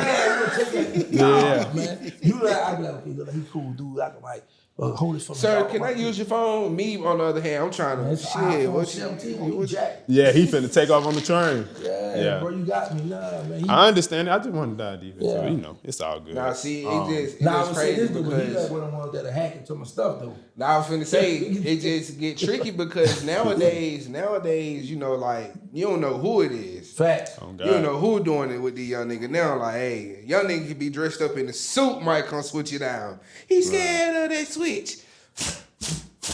He's scared. Hey, bro, he outside. My artist. So You get him from me? what we're gonna also want to talk about is so we was talking about the Hot Boys and shit, but Wayne's performance and stuff. So how do you feel like Wayne is as a performer in general? If you ever seen him live, because you know people kind of. Huh? Yeah, how you feel like he is as a been performer? watching that. I tell you, I've been TikTok. So you ain't been basically, paying attention? Everybody. So basically, Okay. what's been going on? They like, you know, Kendrick got the Super Bowl.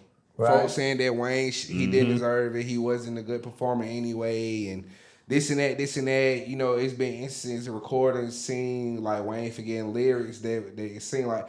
But I don't think Wayne really forget lyrics. I feel like Wayne be updating his songs live. Like he actually be as he performing, he be putting new lyrics in the song to make it fit for the day that he, you know what I'm saying, certain shit like that. But it has been instances where like it may seem like he forgot lyrics or he got the earphones in because he, you know. But all artists doing that though. So they said Wayne not really a good performer. Do you feel like he should have got the Super Bowl, and do you think he would have gave a good show? At first, I was being biased. I was upset. Rocking with Wayne should have got it. Yada yada yada. Right. But then something clicked in me. He said, "Gangsta." I be talking to myself. He said, "Gang," turn like, "What's up, dog?" So Kendrick deserves it. Kendrick, right now, the better artist, the hot artist. A diss song became popular, right? Then you gotta look at Super Bowl as a family-friendly event. Mm-hmm. So sometimes I was like, okay, what song Wayne got that's gonna be Whereas Kendrick, you know, that beat by itself gonna drown out the different lyrics, talking about you know, the different stuff. So now, yes, Kendrick deserved it. We would have liked for Wayne to get it because it's New Orleans, it's in the city. And this is something Snoop Dogg said when he was like, you know, before Jay-Z got involved, you know, he said the N-word wasn't even hip-hop, you know, people wasn't even performing. Right. So now y'all crying, right? To that ignorant comment, black people wasn't able to sit on the front of the bus. But now we doing it. So when he said that, I was like, well, hold up, there's a lot of stuff we wasn't able to do. We wasn't able to go, and you know, he bringing that up, but that's the purpose of Jay-Z up. We there now. You see what I'm saying? Right. Yeah. So school, it was segregation at one time. Now we all together. Yeah. So that Google missed me with that. But at the end of the day, my thing is, I just felt like that I'm doing an interview. So I just felt like that because they be tripping.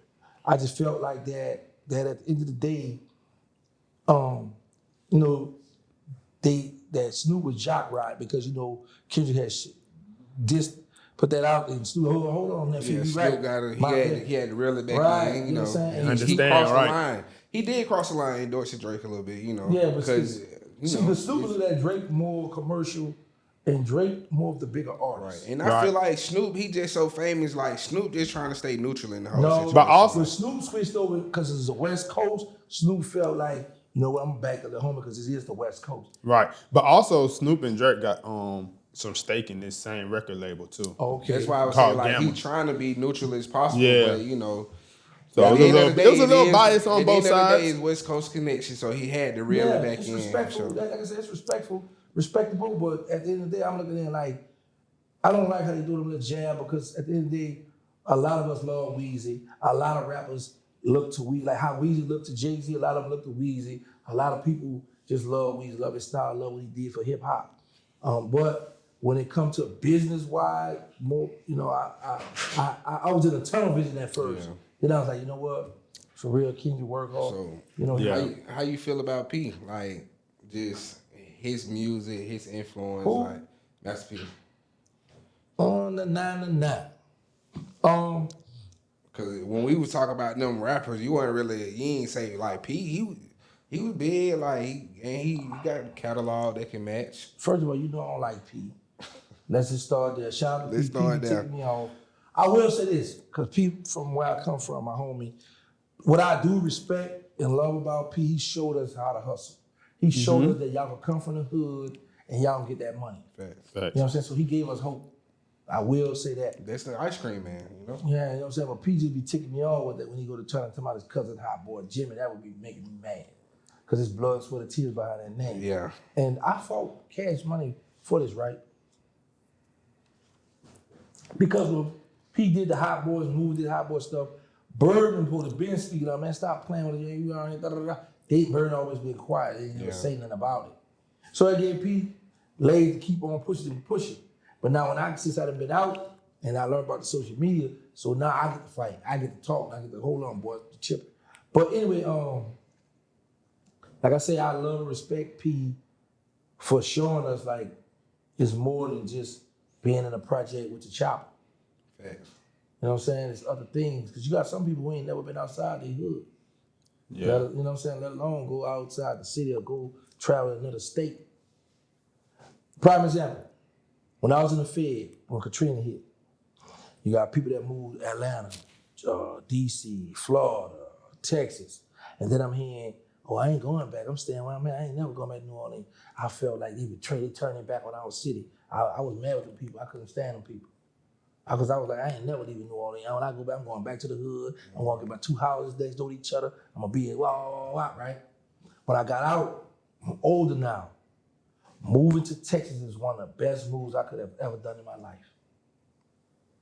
See, sometimes we got to get out that stigma like, man, I'm loyal to the hood.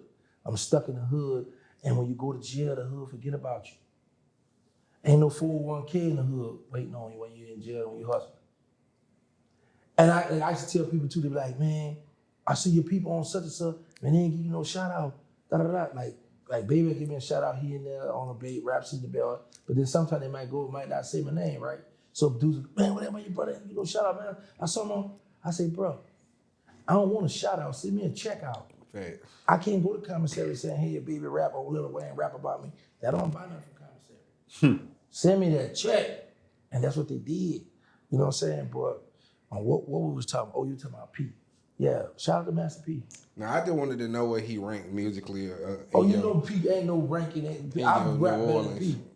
Let's just say, you know P ain't got no lyrics, bro. P made some songs, he just that, but come on, bro. So you got Wayne, P down here, you got Slim. So hold on, we doing all New Orleans or Louisiana? Yo Just New Orleans? Louisiana. Okay, Yo we Louisiana. got Weezy. You said we doing Louisiana or New Orleans? You do Yo Louisiana. My Louisiana? Yeah. Oh man. All right, now we're gonna put Wayne at the top, right? Top tier. Then we're gonna go with Magnolia Slim, who became Soda Slim, Boosie, BG, Juvenile on that second tier. But also in that second tier, we got Mac, who was signed to No Limit. Mac is one of the top lyricists in New Orleans. Or I'm gonna go with the state of Louisiana, period. On that third tier, you gotta go, and he could be on the second tier too, for real. Big Head the Dome Doctor from Baton Rouge. That boy, yeah, I know. Yeah, you're right. Bitch on the second tier. I was saying, Man, like, you ain't even say Young Boy. I don't like Young Boy music. Young Boy's a different. Young Boy really might be up there with Wayne for his generation. That because he influenced a lot of people. Yeah, You for right, his correct. generation. But you gotta understand, when I come home, I didn't know nothing about Young Boy. Yeah. And then when I tried to listen to it, it was a bunch, yeah, who the holler? I was like, all right. You know what I'm saying? He got a lot of pain music too, though. Yeah, but it's not what I was used to. You know what I'm saying? So I support him because he's from our state. You know, him and Bird, whatever, they got their love-hate relationship. But that wasn't my, let me tell you what the song I love to this day when I come home and a little chick said, well, I know him. You want to meet us? Yeah, I want to meet that young in a minute. Lil Baby. Oh, Baby. Oh, yeah. Man, Baby, yeah, how could I lose? We the who's who. Shorty talking that talk. I said, God. he sliding on that, bro. All I right. love that song to this day, bro. In a minute. That boy said, what he said? AK-47 is spot before they made the Draco. I was like, okay. What did that beat so hard, bro? He talking that shit, huh? Man, he talking that talk, bro. Man, They say he ain't doing that no more. But then he lost. But I don't care because I like that song. That's my favorite song. Yeah. Right there. His song, then Finesse 2 Time that back end. Finesse hard. I fuck with You know what I'm Finesse. saying? So when I come on and I was hearing my NBA, while I was happy from my state, I just couldn't get with his forward music. Yeah. You know what I'm saying? I was like, because I got to hear a beat, certain stuff. So I was like, But I was like, okay, that's the homie slide. But I can't understand sometimes what you're saying. That I'm like, oh, you rapping? That ain't my cup of tea. That makes sense. Right. So, Big, what you said something about the Islamic. Okay, we talking that. Okay. Yeah. I can't remember. I was trying to pull up my phone tripping, but are you Muslim? I don't want to, offend you, but You are asking me and my mother? No, bro. I'm talking to bro. Are you Muslim? Oh, yeah. Nah, you Nah, Muslim? we wanted to ask you about, Yeah. your religious belief, you know what I'm saying? Yeah. We know that you Islamic. Yeah, I'm Muslim. Okay.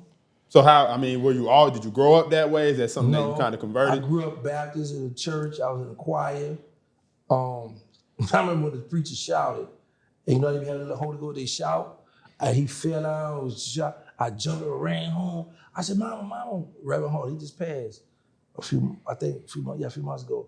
I said, Mama, Reverend Hart dead. Mom, he died in the church, but he was having a heart, the Holy Ghost. I grew up in the church. Like 1995, I took Shahada in the parish jail. When I did my state bid in 96, but I didn't learn nothing. So when I come home, how you see the Jehovah's Witnesses and Nation Islam coming, and sometimes some people stay there, we all jump up and run. Mm-hmm. So the guy come, he bang on my door, boom, boom, boom. I'm like, man, he tripped. So I'm doing a Melvin, man, people at the blind. I'm like, man, I said, man, he ain't gonna, what's up, man? So let me talk to you, brother. So he was a young dude, right? Talk. So we go ride, he invited me to the mosque downtown, Diamond. So I used to go to the mosque, the Nation. Then when I went to the feds, my homeboy was the minister. He from New Orleans, he was the minister. Mm-hmm. So, quite natural, I'm going to ride with him because he's my homeboy. So it's like maybe like 4 or 5 of us during Ramadan, and it's about 80 to 100 Muslims, Sunni Muslims. Yeah. And I'm looking at them like, look at them. They got them high water, they got the beard, they want to be like them old Arabs in other country, and Minister Farrakhan kind of man, right? So I never studied, never read. Mm-hmm. So when me and my homie, brother Grant, he's deceased now too. We would be at the microwave, we were cooking all that food. He used to work us too. But I caught on, he was like, everybody, if you want to eat with him, he'll give you a list, bro. He'll give you a list of nachos, go get the soup, go get the cheese, sweets, you go get like a good $65, $50 to $60 worth of list. But he telling like 10 different people, go get this. So I said, bro, let me ask you something, bro. First of all, because I caught on, I said, you would take 1 bag of Doritos and that for 2 people. I said, bro, he started laughing. I said, boy, you slick, boy. So I caught on to his, what he was doing. So we would be at the microwave, because I was on the other unit. I would come over by him, we'd be at the microwave, and the brothers from the Sunni come in, they'll pull up with the Quran, and they'll point and show him something. And he'll read, he'll like, yeah, he agreed. And and they'll walk off. I said, what they were talking about? Oh, don't worry about that. So that, and how they say, if you don't pick up stuff and read, then you ain't gonna know. Right. So it wasn't until 2005, I saw this Christian man, but he do the old way, how the women on one side, men on the other side. Then I was like, okay, now I want to know why we salam out, why we do this, why we wash, because I was like, I know people gonna be asking me, well, you left here and you went here, why you did it? They're gonna start asking me these questions. I just started reading, studying and reading. I learned how to the alphabets. I learned how to say the Arabic. I learned the Arabic. I learned to say the prayer in Arabic. I learned how to write it in Arabic. And I just started studying because I know people's gonna ask me. And like my last 5, 6 months, 6 years in federal prison, I was the imam at a certain, the prison. So, because I wanted to learn, I wanted to study. So, yeah, that's when I took Shahada. I love it. August of 2005, when I took Shahada, that's when I stopped saying the cuss word. I stopped using the N word. Okay. That's crazy. My auntie was just on me heavy about the N word at the Christmas. Well, it was Thanksgiving. I don't know, bro. It's just like I feel like everybody at the house was already saying it, and I just came in there and I said, "Nigga, like." I was standing in the middle of the floor. I probably was being extra. I don't know, but we was just having a normal conversation, and she just like, I really wish you would stop using that word. And I was like, you blowing me. Like, Was you drinking though? Nah, I wasn't drinking. I was just talking to one of my cousins, like, nigga, what the hell you talking about, nigga?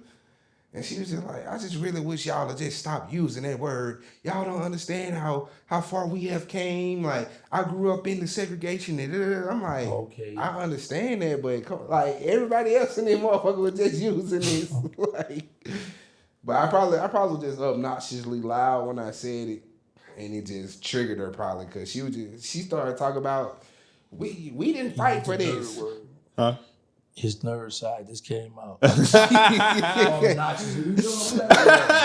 crazy. For sure got a nerd side. That's so funny, bro. he listened, he like, oh yeah, I hear it. Yeah, it just came out. Just like, okay. For sure. Yeah. But yeah, that was crazy because it was just like. What else you got for me? I was gonna ask. I also wanted. Oh, go ahead, bitch. I was gonna ask you too. So like, you finesse somebody out of 100K, a Mexican? Oh, it was 225,000. Yeah. How you finessing them out of that? The dude, let me tell you what's crazy. The dude, he moved out here to Atlanta, right? So he had hit me up. And he was like, I've been trying to fuck, because he used to help me do my law work. I find that it's people that are incarcerated, jailhouse lawyers are way better than, I ain't gonna say way better, but they pay more attention to the regular lawyers out here. Them niggas who be locked up be knowing. And they be bad when they come in. And it was crazy, like you could get everybody out, but you couldn't get yourself out. You know what I'm saying? I'm talking about, so it was this dude, I had met him, been known for years. He had helped me file my appeal and stuff. And I had sent it to my lawyer, man, I'll file this, do what I want, da da da. So he hit me up, hey man, I've been trying to find, da da da. He said, listen, I got a plan to get you out. He said, man, it's gonna take $12,000. It's gonna be $12,000. And he was like, but I gotta send me the money, I'm gonna go put something right here. Da, da, da. I said, he trying to run game. So what happened was when I got to this prison, it was this black Cuban type of looking guy. So he found out who I was. And my cellmate was an ex-blood, but he had became Muslim. So, he got a lot of respect. So the dude used to let him look at certain magazines. Yeah. So he was like, oh, that's baby brother. So he's like, man, introduce me to him. So he introduced us, da da da. So having a fight, somebody got hit in the head with a lock in the child hole. So they locked all the shot caller from gangs, they locked them up. So my son got locked up. He was like, man, ain't no blood no more, Muslim, blah, blah, but they still had locked him up because he still was in their file. Yeah. So I had the magazine was still in my cell. So I said, hey man, go your property. I went and brought it to the Cuban. Oh yeah, man, thank you, man. I got some more magazines. You get to see all kinds of more magazines. I got some books. If I don't have it, let me know. I'll order it for you. Let me check it out. All right. So he had me that I want some fish. And I was like, the guy be stealing out the kitchen. But then sometimes he'll wrap it up and when he got to get a kid, he got to stuff it down. And I said, no, I don't want none of that, man. That be about somebody's balls, man. I'm good, but I don't want no fish. Thank you. So we talking. He talking this, whatever I want to talk, money talk, right? So I said, let me pick him. So when they called Child, I said, come here, let me show you something on the computers. I showed him the email that the guy sent to me about the money and getting out of jail. And he looked. He said, all right. So we walking. Soon we get to the Child, he said, hey man, you think that really worked? I said, well, I got him. So I contacted the dude, we talking. But then when I seen like he was up to something, I said, nah, I'm gonna change this. So I said, look, man, send the money here. I have it send it to Georgia too. Yeah. So my people got the money out here. Then the dude wrote a letter to me and him, and so having SIS, he like a special investigation on the compound, walking up the wall. She was really just doing her rounds, but it looked like she was coming to our dome, right? Mm-hmm. The dude who wrote the letter to me, who was trying to finesse me out the money, he realized I had somebody that was gonna pay him, but then he realized I reneged on him, so he writes me a letter, writes him a letter, you gotta watch gangs, So I said, bro, he said, I got a letter from a war reporter. I said, yeah. I said, me too. So he went to go read. He said, man, what are you talking about? He said the emails and all that, man, the man talking back and forth. But as I asked him, I said, oh, he trying to set it up. Give me a letter. I ripped it up, flushed it. So when the SIS left, he said, oh, man, that was a close call. They left. What a letter. I said, man, I got scared to destroy that stuff because now this dude about to mess my play up. Yeah. Right? So, so I said, so because we hadn't got the money. And I'm like, man, he ran all. I said, you see how you try to set us over the SIS and the letters? He said, yeah, man. So I had another homie. He back in jail right now, too. That's crazy. Because we had this thing, I finesse him, saying I press him. So I said, got this big trial coming up, man. I said, it's gonna bring you 20 grand, but we're gonna get you out. So, all right. So we would make fake text message and all that stuff, get it typed up.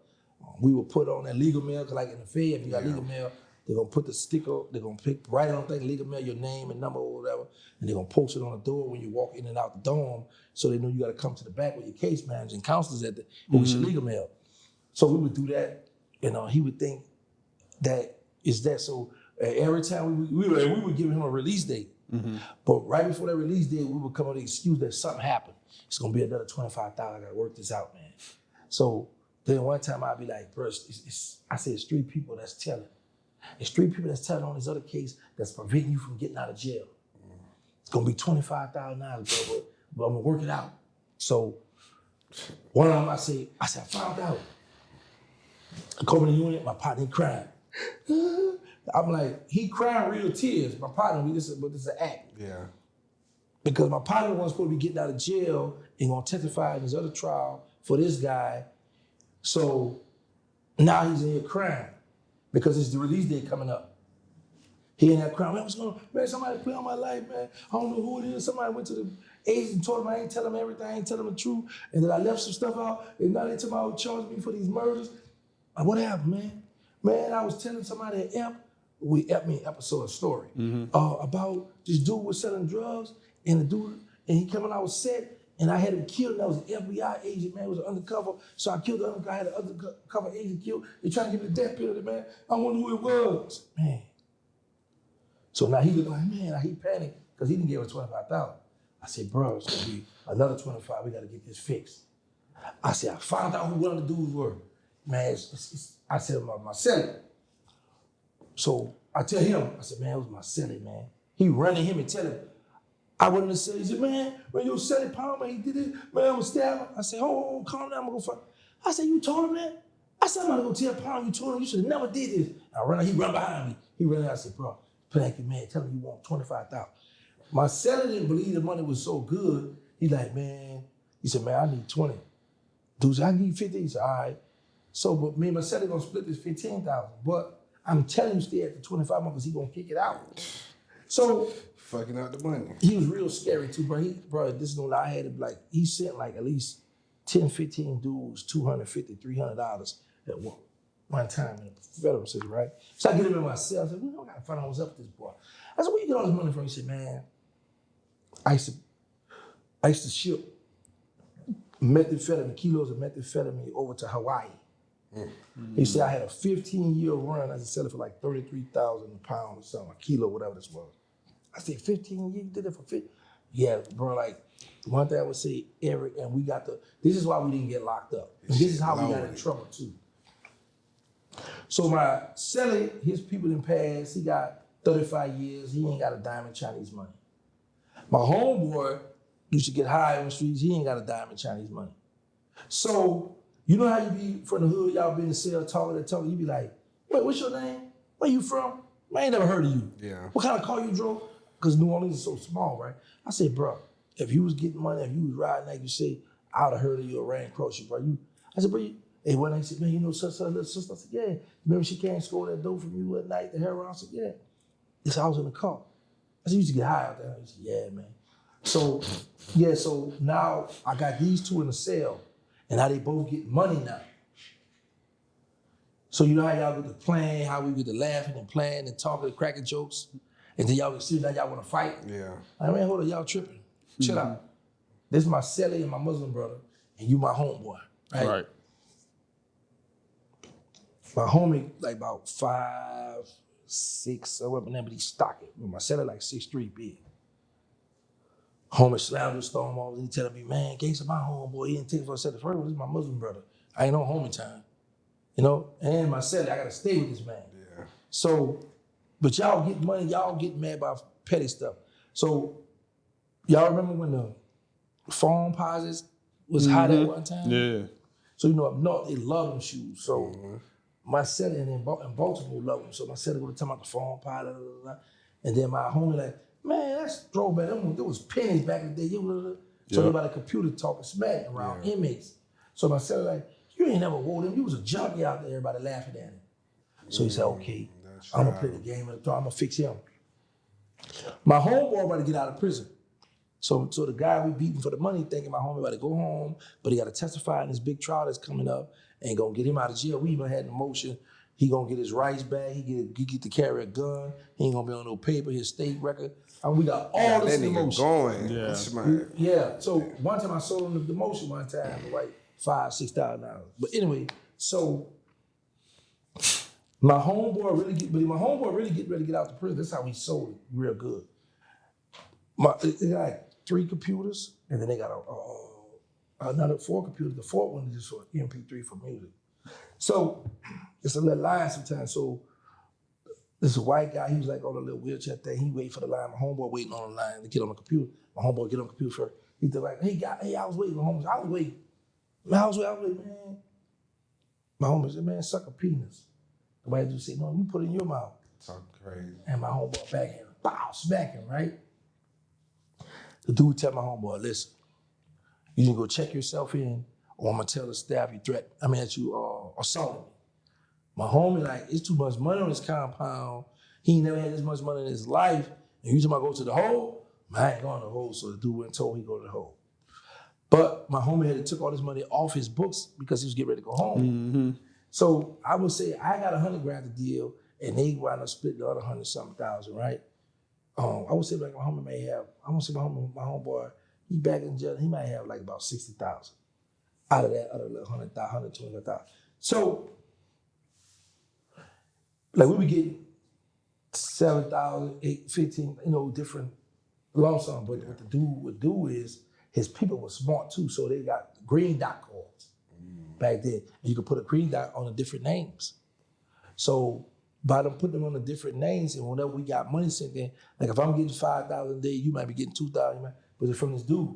Yeah. So, but your people, his people were so smart, they would put it on the 3 different names, because if you put it on the same name, they're gonna be you get a write up for if your people send other people money in jail anyway. So he had got in trouble for that before, so he learned, okay, get the green dot, use all these different fake names. So when you send people money for commissary or buy books or stamp, whatever, don't never send under your name. Yeah. Send it under other name, under the green dot. Safe stuff. So that's what he was doing.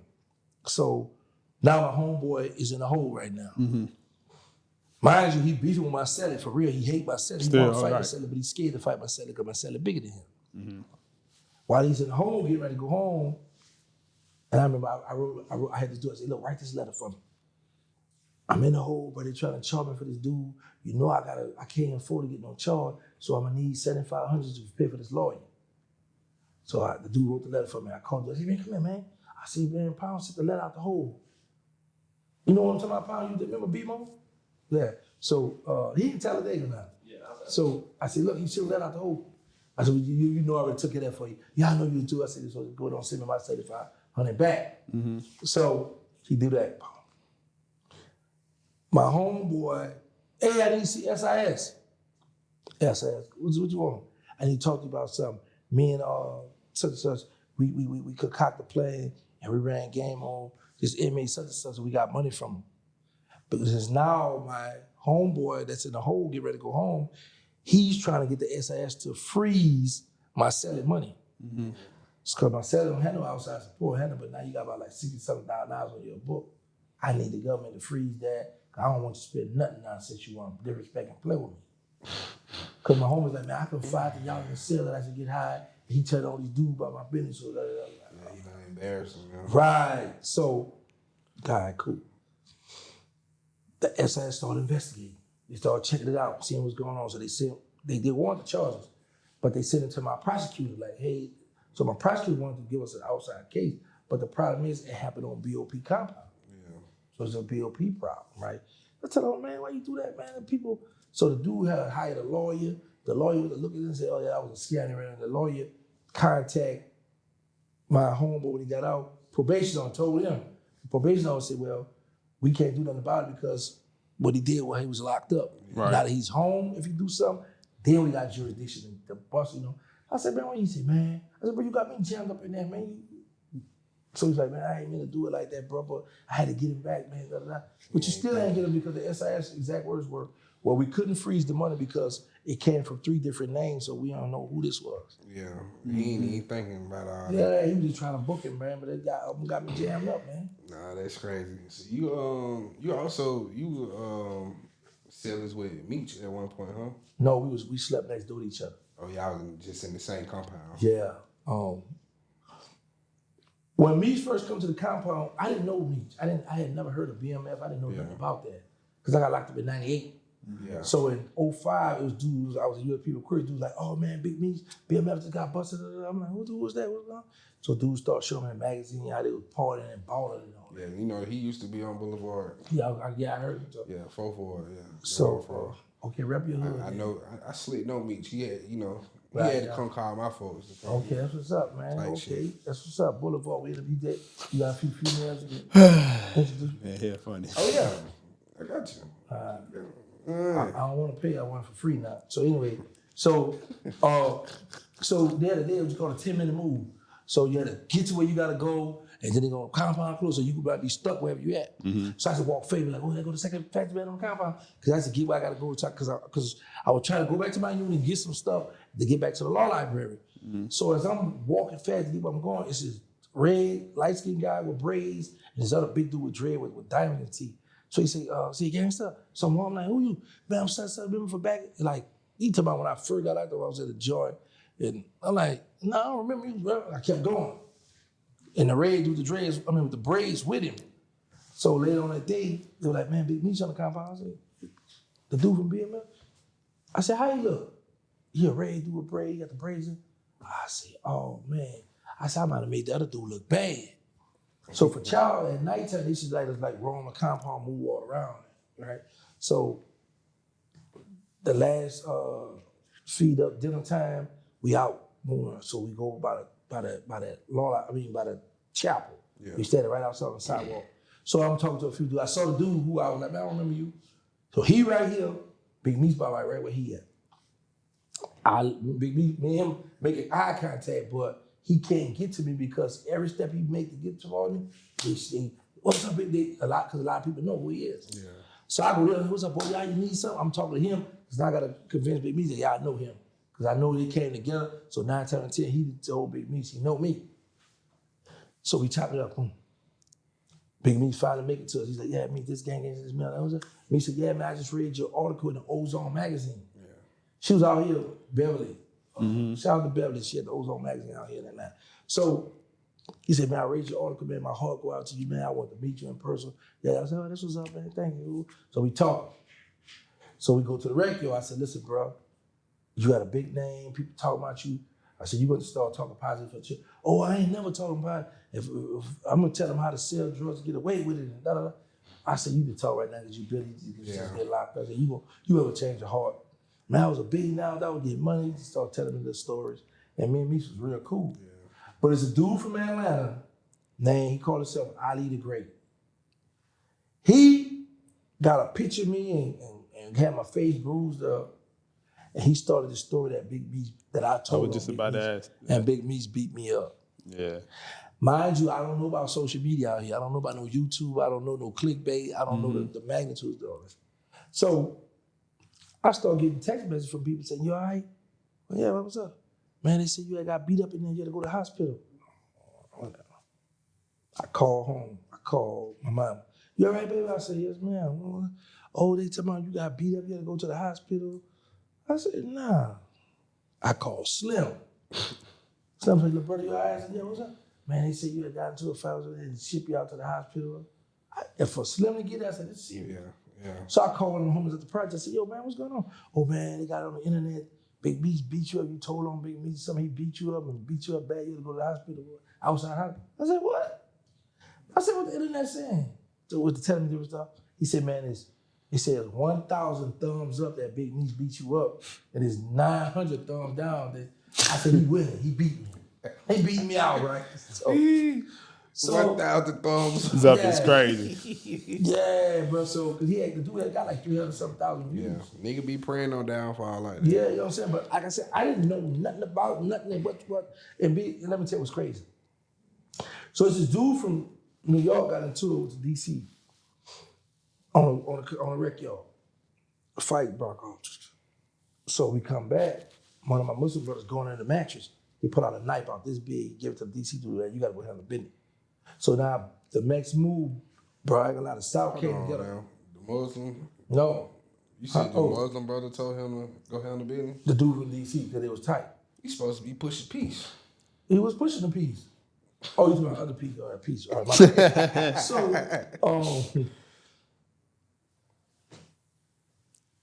when the move come on, man, Georgia, Louisiana, Mississippi, a lot of dudes came together for Meech. So, I said, what you doing? He said, man, the reason is so he got to go handle his business. Because they was born on that East Coast stuff. All right. So I said, bro, well, the East Coast right all the way through Georgia, all the way down to Miami, bro. Yeah, but I'm talking about, we up north, all this, whatever. So I get my 2 knives. When they call the move, everybody go to the yard, a bunch of people go to the yard. Meech come out there limping, you know how you walk. I said, Meech, the dude who started from New York, from Brooklyn, named Rope, he in the front. Is he in the front? Is me and Meech back here? I said, bro, it's not about to be a gang fight out there. I said, you got a lot of people out here. I said, well, these old heads about to slang that knife, bro. Yeah, I know, man, but I gotta go. Are you the face of the franchise? You're right. So as we walking up the wall, the lieutenant coming. He stopped me and me. He said, what's your name? I said, Williams. Let me see out there. He said, what's your name? Flannery. Turn around. William, you go back to the door. I was so happy because I got the knives on me. He pat me down, and I ain't never seen Meech after that. But the room, he slapped me and all this stuff. They took him up out of there. He had too much influence, too much power. Yeah, that's crazy. So how you feel about the situation now with niggas coming out now saying that Meech basically had his assistant cooperate in the deal to get his time cut, but he really didn't get no time cut. The nigga literally did almost the whole 30. Certain stuff where I don't get into because I feel I don't have the credibility to elaborate on certain stuff. So I don't get into that. I don't entertain that. I gave my input on it before. It's like the female Tammy who did this, right? And then she said they were saying she was doing it for me. So a lot of guys like, well, Meech name not in the paper. Meech ain't do it. The broad could have did it for him. Okay, but the problem coming in is, are you still affiliated with her? Mm-hmm. Because now, if you still can, you know she ratty, you know she worked the government. If you still hanging with her, cause now you condone that she snitched. Your rat level, whatever. Ooh, that still go with it, right? So I looked at the I checked it out, and I just, hey man, Meech real cool. Right. So you know I'm gonna show favoritism. Plus I need the interview too. That's another part I gotta play in that. So I learned fast when I come home. The internet, it got a lot of favoritism out here. Thanks. A lot of favoritism out here. Politics. So yeah, I've been team beat Meech. So yeah. So do you feel like, well, of course we know that people can rat and like still serve time, but if a nigga cooperate, is he really gonna get like 27 years? Like he would have been came home, right? Like no, that's what I be wanting to tell people. When I started putting my play together was in 2005. I finally filed to the courts in 2018. And then I finally got my government check in 2021. So if you don't really help the government put people away, put stuff, they'll drag you. Because they'll tell you it's not mandatory that they'll cut your time. So you got some people that be doing time, you might cooperate, they still be drag. Whereas you got some people that cooperate from the door, they get their check. Right. So it depends. You on Route 35, if the government really rock with you, you really help, they'll file the deal. But sometimes if you help the state or did something else, they might, you got to file, of course. So sometimes now you do that time, man, they drag you.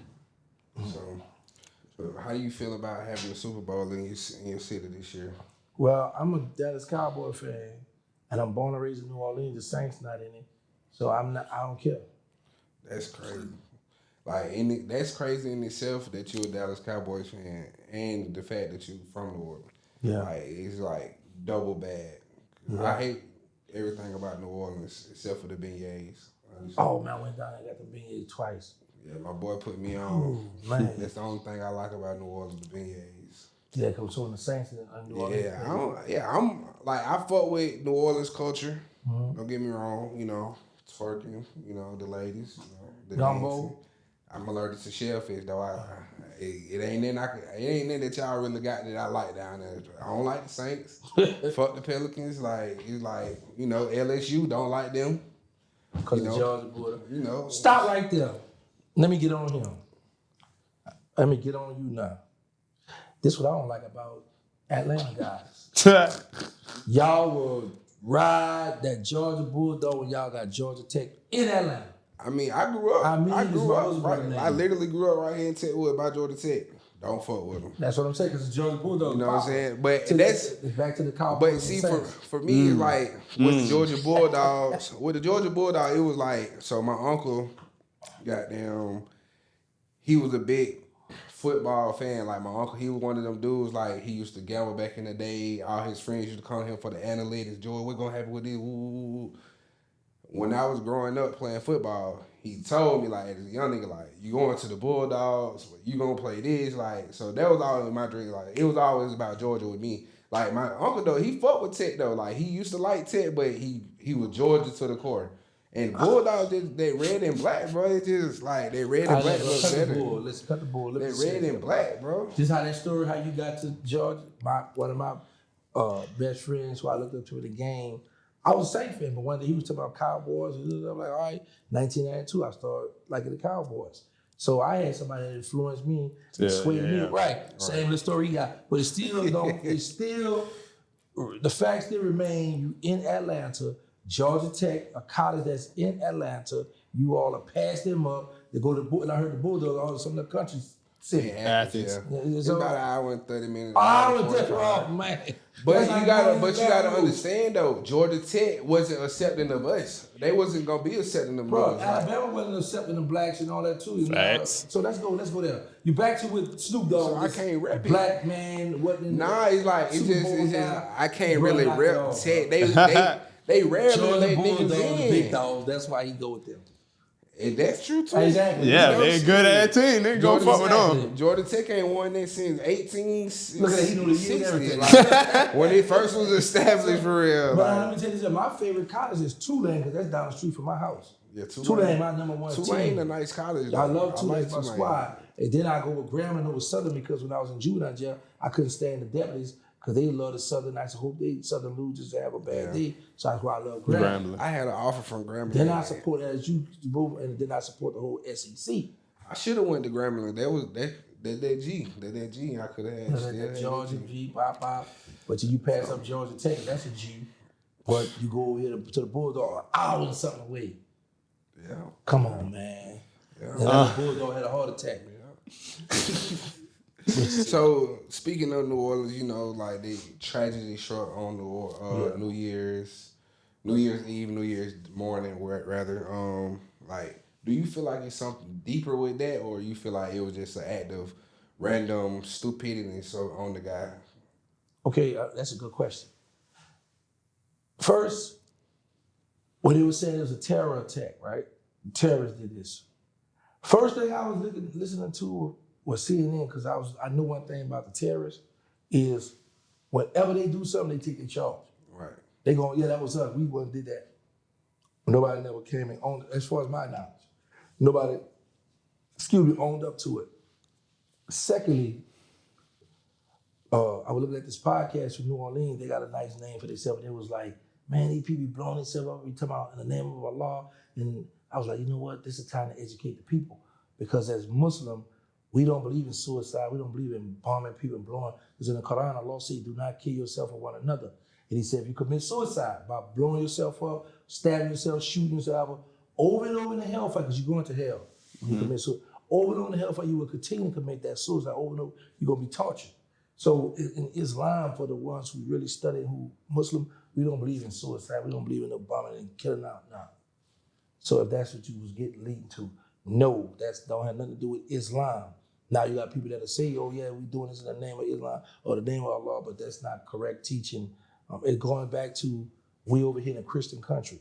We know in the United States, this is a Christian country, but the army over there blowing up the children over there in the Islamic country, and all they know is we hate America.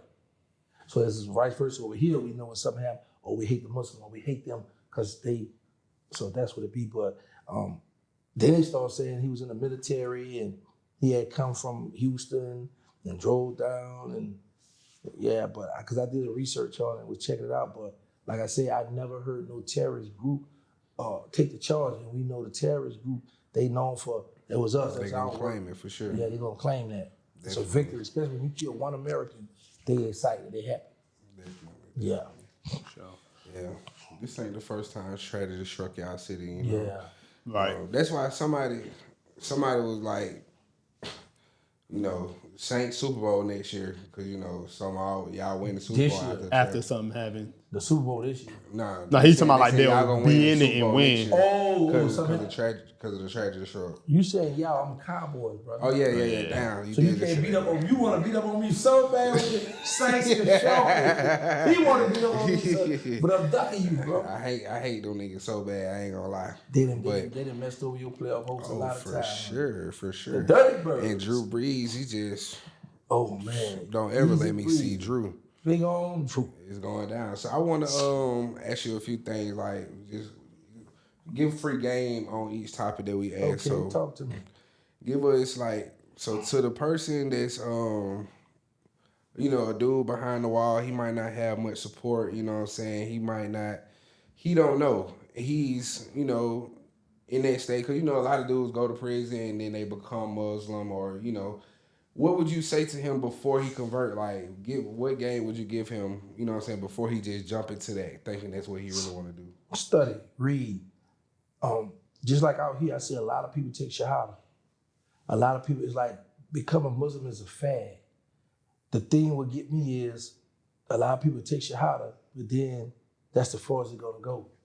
Why you not reading? Why you not studying? Right. Because when you have certain situations when people do stuff in the name of Islam and stuff that make us, our religion, our way of life bad, well, that's when you could educate the people. So, oh, no. In the Quran, Surah 4, Ayah 28 says, don't do this, don't do that. We don't condone it. We're not supposed to do that. Love your neighbor. We're supposed to do this. We're supposed to be giving dawah out, helping the people, showing the people that it's only one God. Because over in them other countries, the Christians, over in other countries that believe in Jesus, that believe in all this stuff, they say Allah.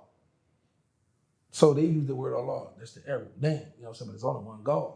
So study, man. You got to study because it's like the deen is vast, meaning like different countries, different parts of over to the east did things differently. So the only way you're gonna know is unless you study, because you might have somebody hold their hand here, somebody might hold their hand here, and I see a lot of Muslims always big about, oh, that's not right, that's haram, or how you done, oh, you don't know the Prophet did it different kind of ways, saw that on Salam, I mean, peace be upon him.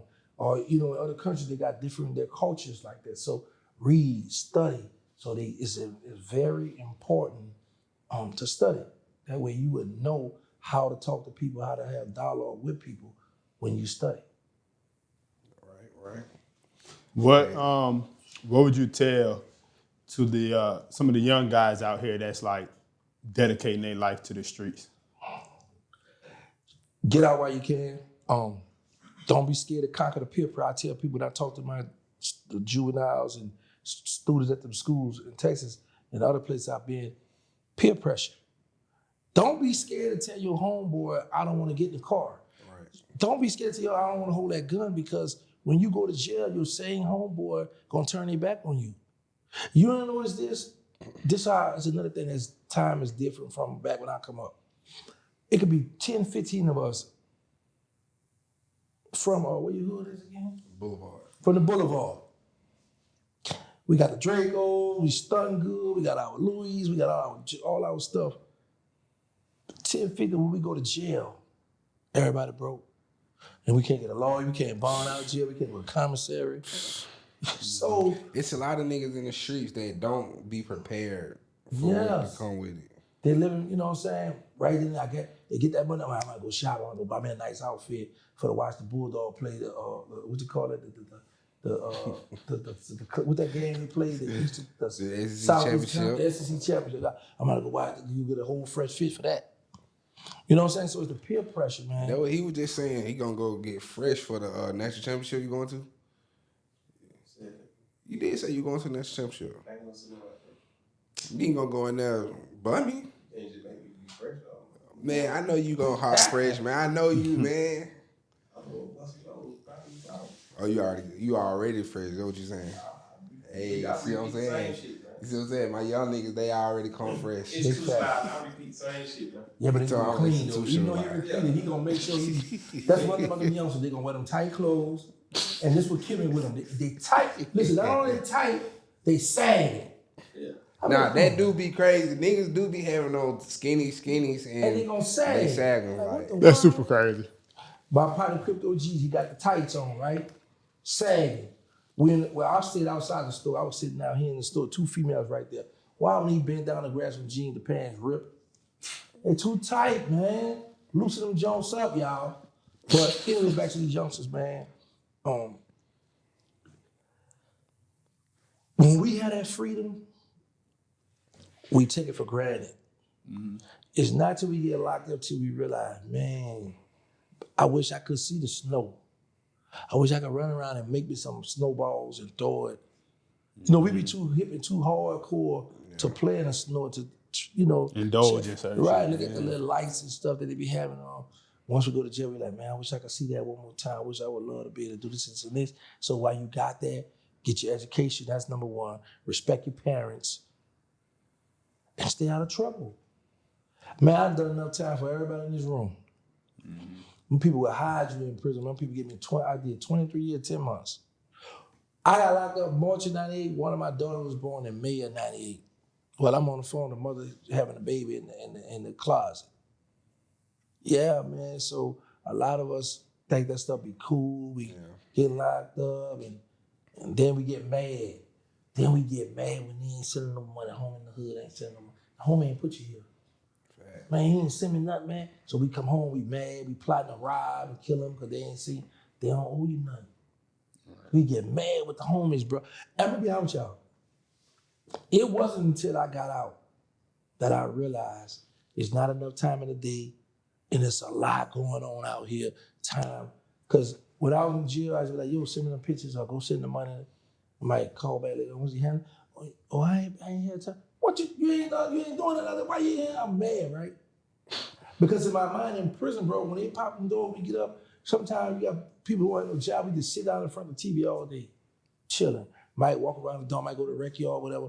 But it's so boring. You like, we ain't doing nothing here. We thinking y'all ain't doing nothing out here. You know what I'm saying? Till I got out here, bro. And when I needed to go, I said, look, I'm gonna go get them books, I'm gonna go do this. And I'm trying to get myself together. I'm like, whoa. Before you know the time, 2-3 days, they call, man, why you ain't here? Man, come on, bro, you just left it, bro. You know how I go. I'm like, yeah, but I'm out here now, boy. You don't know how to kiss me. Boy, I'm in the real world, boy.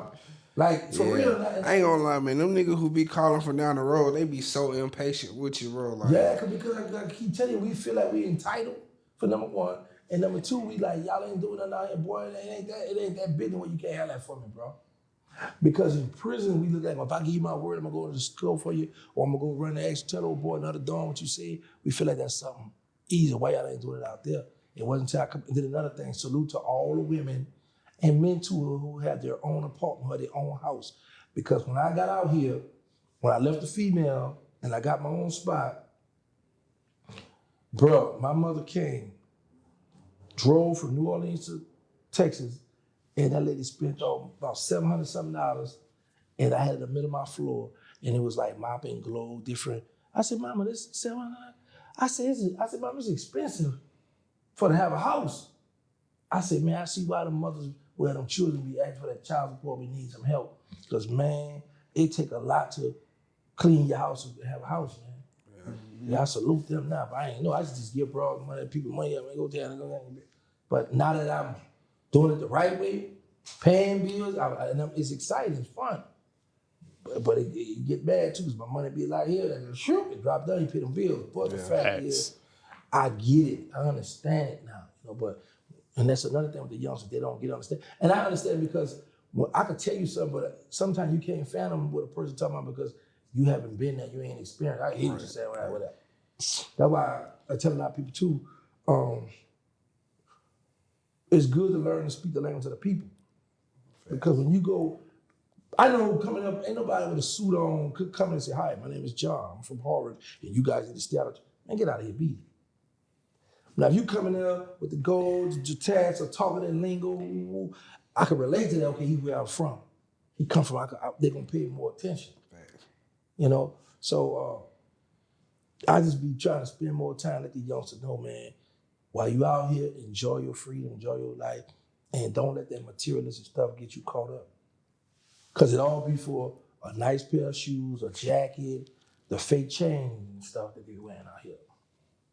That's what it all be for. That's what it all be for.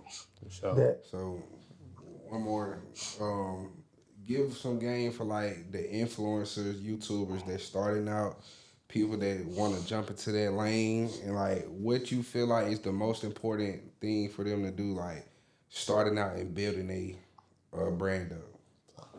First thing first, I should do this in jail. See how my hands are? Mm-hmm. You saw what I just did? I'm gonna go this way. You saw what I just did? What I just did was put your pride to the side and reach out to people. This is what I do to this day. I got 153,000 subscribers. And I still go to small channels who might have 1,000 or who might have 3,000, 4,000. You know what I do? I go in there live and I just put wine in there and they be, oh, Tarrence Gaines winning. Shout out to Tarrence Gaines, they come support. But guess what I'm doing? I'm really here to steal some of your subscribers. Yeah. Because what's going to happen is these people that might not be subscribed to my channel, just because I got 100-something thousand, but I want to keep it going, get more and more, right? So when I come in and support your channel, and when the people who support you see you shout me out, they might not know me. Hey, I see how you like, oh, that light bulb just went on. You see what I'm saying? So I do that right now to this day. I might sit at my computer, I'm at home, I'm bored, and it's gonna have a live, it's gonna be red. Oh, he ain't lying. Oh, she lied. It's a chick, she's so thick, nice looking, I might come in and watch. She said, oh, hey, Tarrence, what do you think? I watch your stuff. I thank you, I'm here to support you. But all the females, I'm getting female followers. I'm getting people followers because they see she shot me out, talking good about me. So they're going to subscribe. He's somebody. Who is he? Right. Yeah, you know what I'm saying? So I'm always going to people think, or even if I don't have a name, that's for the people who don't have a name. Still going to other people or they on their own live, go in and stuff, hey man, I'm here to support. I like what you do. Or hey man, I'm just here to support. And you ain't got a comment on nothing else. So you might start talking to other people in the comment, in the chat.